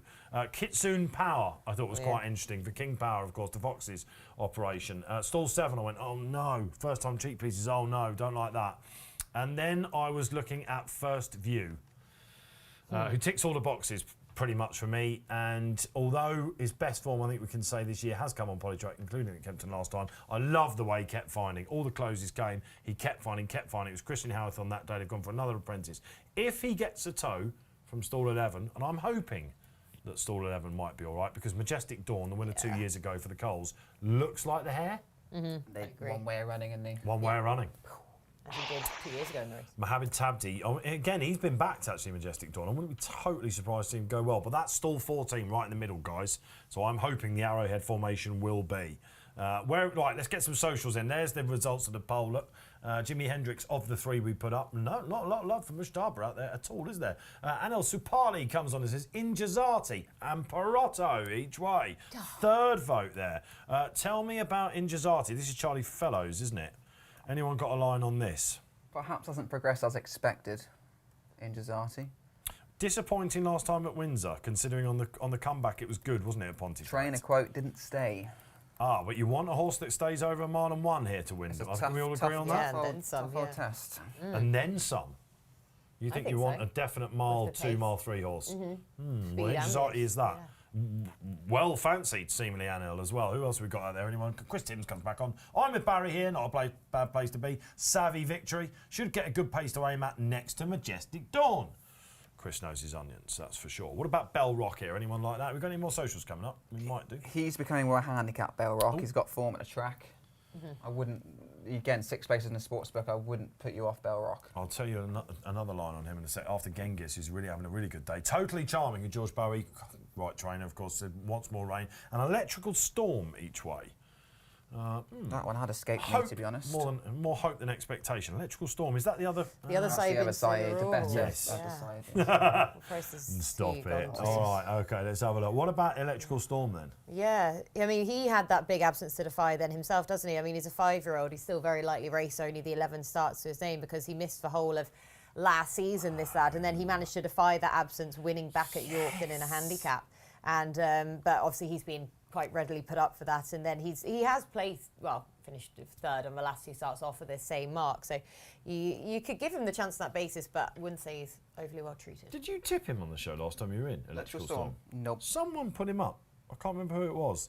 And I think it was actually Murphy, actually. Was it? Oh, yeah, it was 6th of August. That was when Barry was over on Curragh Cup Day, because Mr. McCann, who I put up successfully. But Electrical Storm got lost, and then he switched to the inside and he stormed home, didn't he? Interesting, Genghis, because he probably will stay. And he's got form with Arkoob as well, who Tom Seagull has put up as his paper tip today, saying absolutely not out of this Arkoob. So if you like Electrical Storm, Arkoob might be there as well. And Arkoob is right on the rail, isn't he, on the Connor Planus, a decent apprentice. One more to complete the socials for this afternoon. Forget Jimi Hendrix, says Stevie M. The only purple haze, very good in this race, is when Porotto whizzes past. Hang on a minute, 4. It's a team bet going That was on me here. thinking I was being the most original person here, and You here we go, truly, everyone Kate Tracey. winning. He's been picking up place money, says Market Stragoning Porotto, and listed at group races, but this will suit him much better. Could this have been the plot all along for Porotto, a horse that we all loved as a 3-year-old and sort of found his rating? Well, he's didn't he, a little bit? 38 on the exchanges for win purposes. Okay, all right. Okay, all right. Yeah, you've had such. You've done really You're well flawless there, Barry. all day until... Storm of the day, and then you drop that clanger. You put the plural in, didn't Well, you? there's only one exchange to use. It's just There goes the potential. It is column. on this show, anyway. Yeah, quite right. Absolutely. Yes, it is tempting to say that, but as Robbie Wilde has found out to his cost, you'll be on the subbench. Right. Okay. All right. Welcome along if you're just joining us. One race left, I'm afraid to say, but is it the best race of the day? Certainly betting-wise, a lot of you will think so. And is he still holding his price then, Mujtaba, Barry Orr? He's out to 6.6 now. He's steady at that. Savvy Victory is 10. Jimi Hendrix 12, 15. Protagonist, Totally Charming 20. Dual Identity, some money for that, into 15. In similar or same ownership, Carolus Magnus is 24. There's some money for that as well. Interestingly, previous winner of the race, Majestic Dawn, is 26. Big prices, the rest of them. All right, Barry, thanks. I'm just trying to look down at Carolus Magnus, his course winner, and David Probert takes the ride. He hasn't won for quite a long time, actually. Handicap looks to be in charge. He won off 88 on his final start here, didn't he? Over a mile on the Rolly course. Course form's a big thing here at Newmarket, isn't it? I think when he gets older, he's done very little wrong, has he? The problem would be, I suppose, Harry Davis has claimed 7 and 5. He's been 2nd and 3rd. William Cox claimed 3, 3rd at Doncaster. He's gone up £2. Curragh Cup last time. He won't be 6 places. He wouldn't put you off, but it's Stall just, 8. Yeah, that's the other thing, isn't it? What about Protagonist? Why? I thought he would be. I really thought he's an interesting horse, isn't he? Because he started off with, was it He ran over hurdles. Jamie Again, Oliver? he's got the low draw, hasn't he, Who from was it? 3. Oh yes, Jamie Osborne to Jesse Harrington. Ran some all right races without winning. Oh, he did win at the. He beat a good horse actually at Fairyhouse. Bear Story, who won the listed race at Dundalk last night. He then went to William Haggis, caught the eye behind Electrical Storm and Arkoob on his return. He beat Savvy Victory at Doncaster and he beat Dual Identity, who both reopposed. I thought he would be a lot shorter than the odds at the moment. Where is it? God blimey, Barry. Cannot get rid of Michael Buckley's Protagonist. Some people even talking about Constitution Hill this week. Yeah, he's back, wasn't it? Bigger and stronger. Yes. Was that a question, Dave? It was. I know that Millman was mumbling. He started really well and he's petering out here, like a lot of his horses this season. Oh, low blow. Not as bad as your tips, though, is it? Yeah, no, I started off as well. No, I was saying that they can't get rid of Protagonist, Barry. Out to 20 now, Dave. Yeah, 21 actually. A massive slide on him for sure. Yeah. All right, okay. Yeah, we saw Tom Marquand doing the whole solo earlier on, probably to a positive effect on the stand side from stall 3. Well, he's on the other side this time. I kind of thought, maybe he's giving a sighted for Cambridgeshire. Where's Protagonist draw at 3? Okay, yeah, no, that wasn't a sight. Is Majestic Dawn the only confirmed front runner in here? If he is, then you should be fine for the middle stall, shouldn't you? As long as he goes, well, hopefully he'll And go to First the near View's another side. one. Forest Falcon from 24 is one for the Johnsons you might think would be up there. Yeah. So I don't First see View. anything low. What's going to lead on the low numbers? No, First View 11. Austrian Theory. And, interesting. He'll be there. And he's drawn 21, but he likes to get on with it, doesn't Another Johnson horse. Yes, high he does. draw for pace for him. Okay, yeah, he's so low. I mean, if you're looking at single figures, which I don't know, tricky, isn't it? And that's probably why there's any dual identity and protagonists anywhere near. But yet, that's where they've been going when they've had a chance. That's not been big enough fields, though, is there? It's a long way to go across. If Mayland and C in the Cheveley Park was the only one to try, and she ran well before. She didn't run bad. She was well beaten in the end, but she didn't stay the trip. No, yeah. But she was bang there for a long way on ability, that's for sure. How late are they going to be off here? Well, it's already a minute past. I mean, It must have taken them by surprise that they had 29 runners to load. It must have done. Yeah, that's for sure. I mean, this is ridiculous, isn't it? Yeah, I mean, Look at it. Do you think the stewards went, how many? Yeah, as they were leaving the paddock, they're thinking, God, there's still a lot more coming, aren't there? I know, and you can have a maximum 35. Not a lot's been said about that, but 7 actually didn't. They don't make any effort. Like it's almost as if why not give themselves an extra 5 minutes to say, well, it's not going to be off till 3:45 as opposed to 3:40. And you know what's going to happen now, don't you? It's clashing with Listowel now. Well, luckily for Listowel, one's got loose. Do the right thing, Listowel, will you? And just, got any just Irish let the horses horse in this? run Probably loose for a not. bit. Yeah, all right, okay. Oh, forget, he's always got his extra. I'm not sure why he's got that sheepskin on his Is it, do you pistoletto. think, because I've always wondered this, would he have bashed his head before in the saws and it's protecting his pole, or what is that? What, pistoletto? Possibly. Yeah. He's got a sheepskin noseband and a brow band. On his brow band. He's always has it, and I always wonder why. The horsey lot are digressing. But I've never seen him for brow band. There you go. Whatever brow No, band we've is. learned a new term today. What was it? Cow hoofing or something? Pig rooting. Pig rooting. Cow which hoofing. probably, Pig rooting. which probably should not be said too many times. But Gonna name a horse it that. is Name pig a rooting. horse Didn't that. stop Blackburn. If only we all pig rooted. We'd be Group 1 winners. The mind boggles. It always does when you're on this show, James. It goes to weird places. Oh, blowing trumpets and pig rooting. All right, okay. I mean, we're in a match bet. Yep, I'm going to keep an eye on I'm that looking red forward cap to this. and drop like a stone You're through on the field. you're on the horse that cannot win this, Curragh. Look, it will beat your dodgy selection. First View, which has got I've actually got theory behind mine and some weight. I can't There's believe how theory big behind First Haydock. View is. I cannot believe it. What about some other horses? Come on, let's keep mentioning them because we've got plenty of time. Seemingly thanks to Totally the stall charming. handlers. Lucander will run all right. Yeah. Lucander is the From his interest. draw. He just wants soft ground, Lucander, doesn't he? 27. But he's been here before and he's placed. Again, he's 6 places on the What's your sports record book. like in the Cambridgeshire? I'm not as strong as I was this time last year when somehow I got beaten on Anmar. How did I still was on the right horse? The Bedouins. Bedouin. In fairness to the stall handlers, they've got them Okay, in nice fair and enough. brisk. Right, let's stay with you, loose horse. Yeah, I think someone from the jockey club has gone, get on with it. Yeah. The sergeant Someone major on in the ITV pack. is. All right, good luck then. Good luck. Off we go. And very difficult to see what missed the break or anything like that because it is quite literally 28 horses in a row, but there wasn't the one on the near Austrian side. Theory's gone forward, as Two Barry groups, said. anyway. Two groups, and the one thing to say is they don't at the moment want to know the stand side rail. They might migrate this way, Really? but over there on Nine the more far stayed side. on the near side. On the far side, it is Electrical Storm, potentially. And Protagonist. What's in the blue Handy. cap? Yeah, Protagonist is right up there. Now, where's Mujtaba? Because that's the first thing you're asking. I mean, yeah, and we've got the split screen, I'm so afraid. we're quite Majestic literally looking at Dawn's specs. leading up the centre. Austrian Theory's there. What else is there? Majestic Dawn, thank goodness. Where's my first view? 3 groups now. Red cap starting to struggle. Oh, he better not be. Yeah, 3 groups, and they have gone onto the stand side.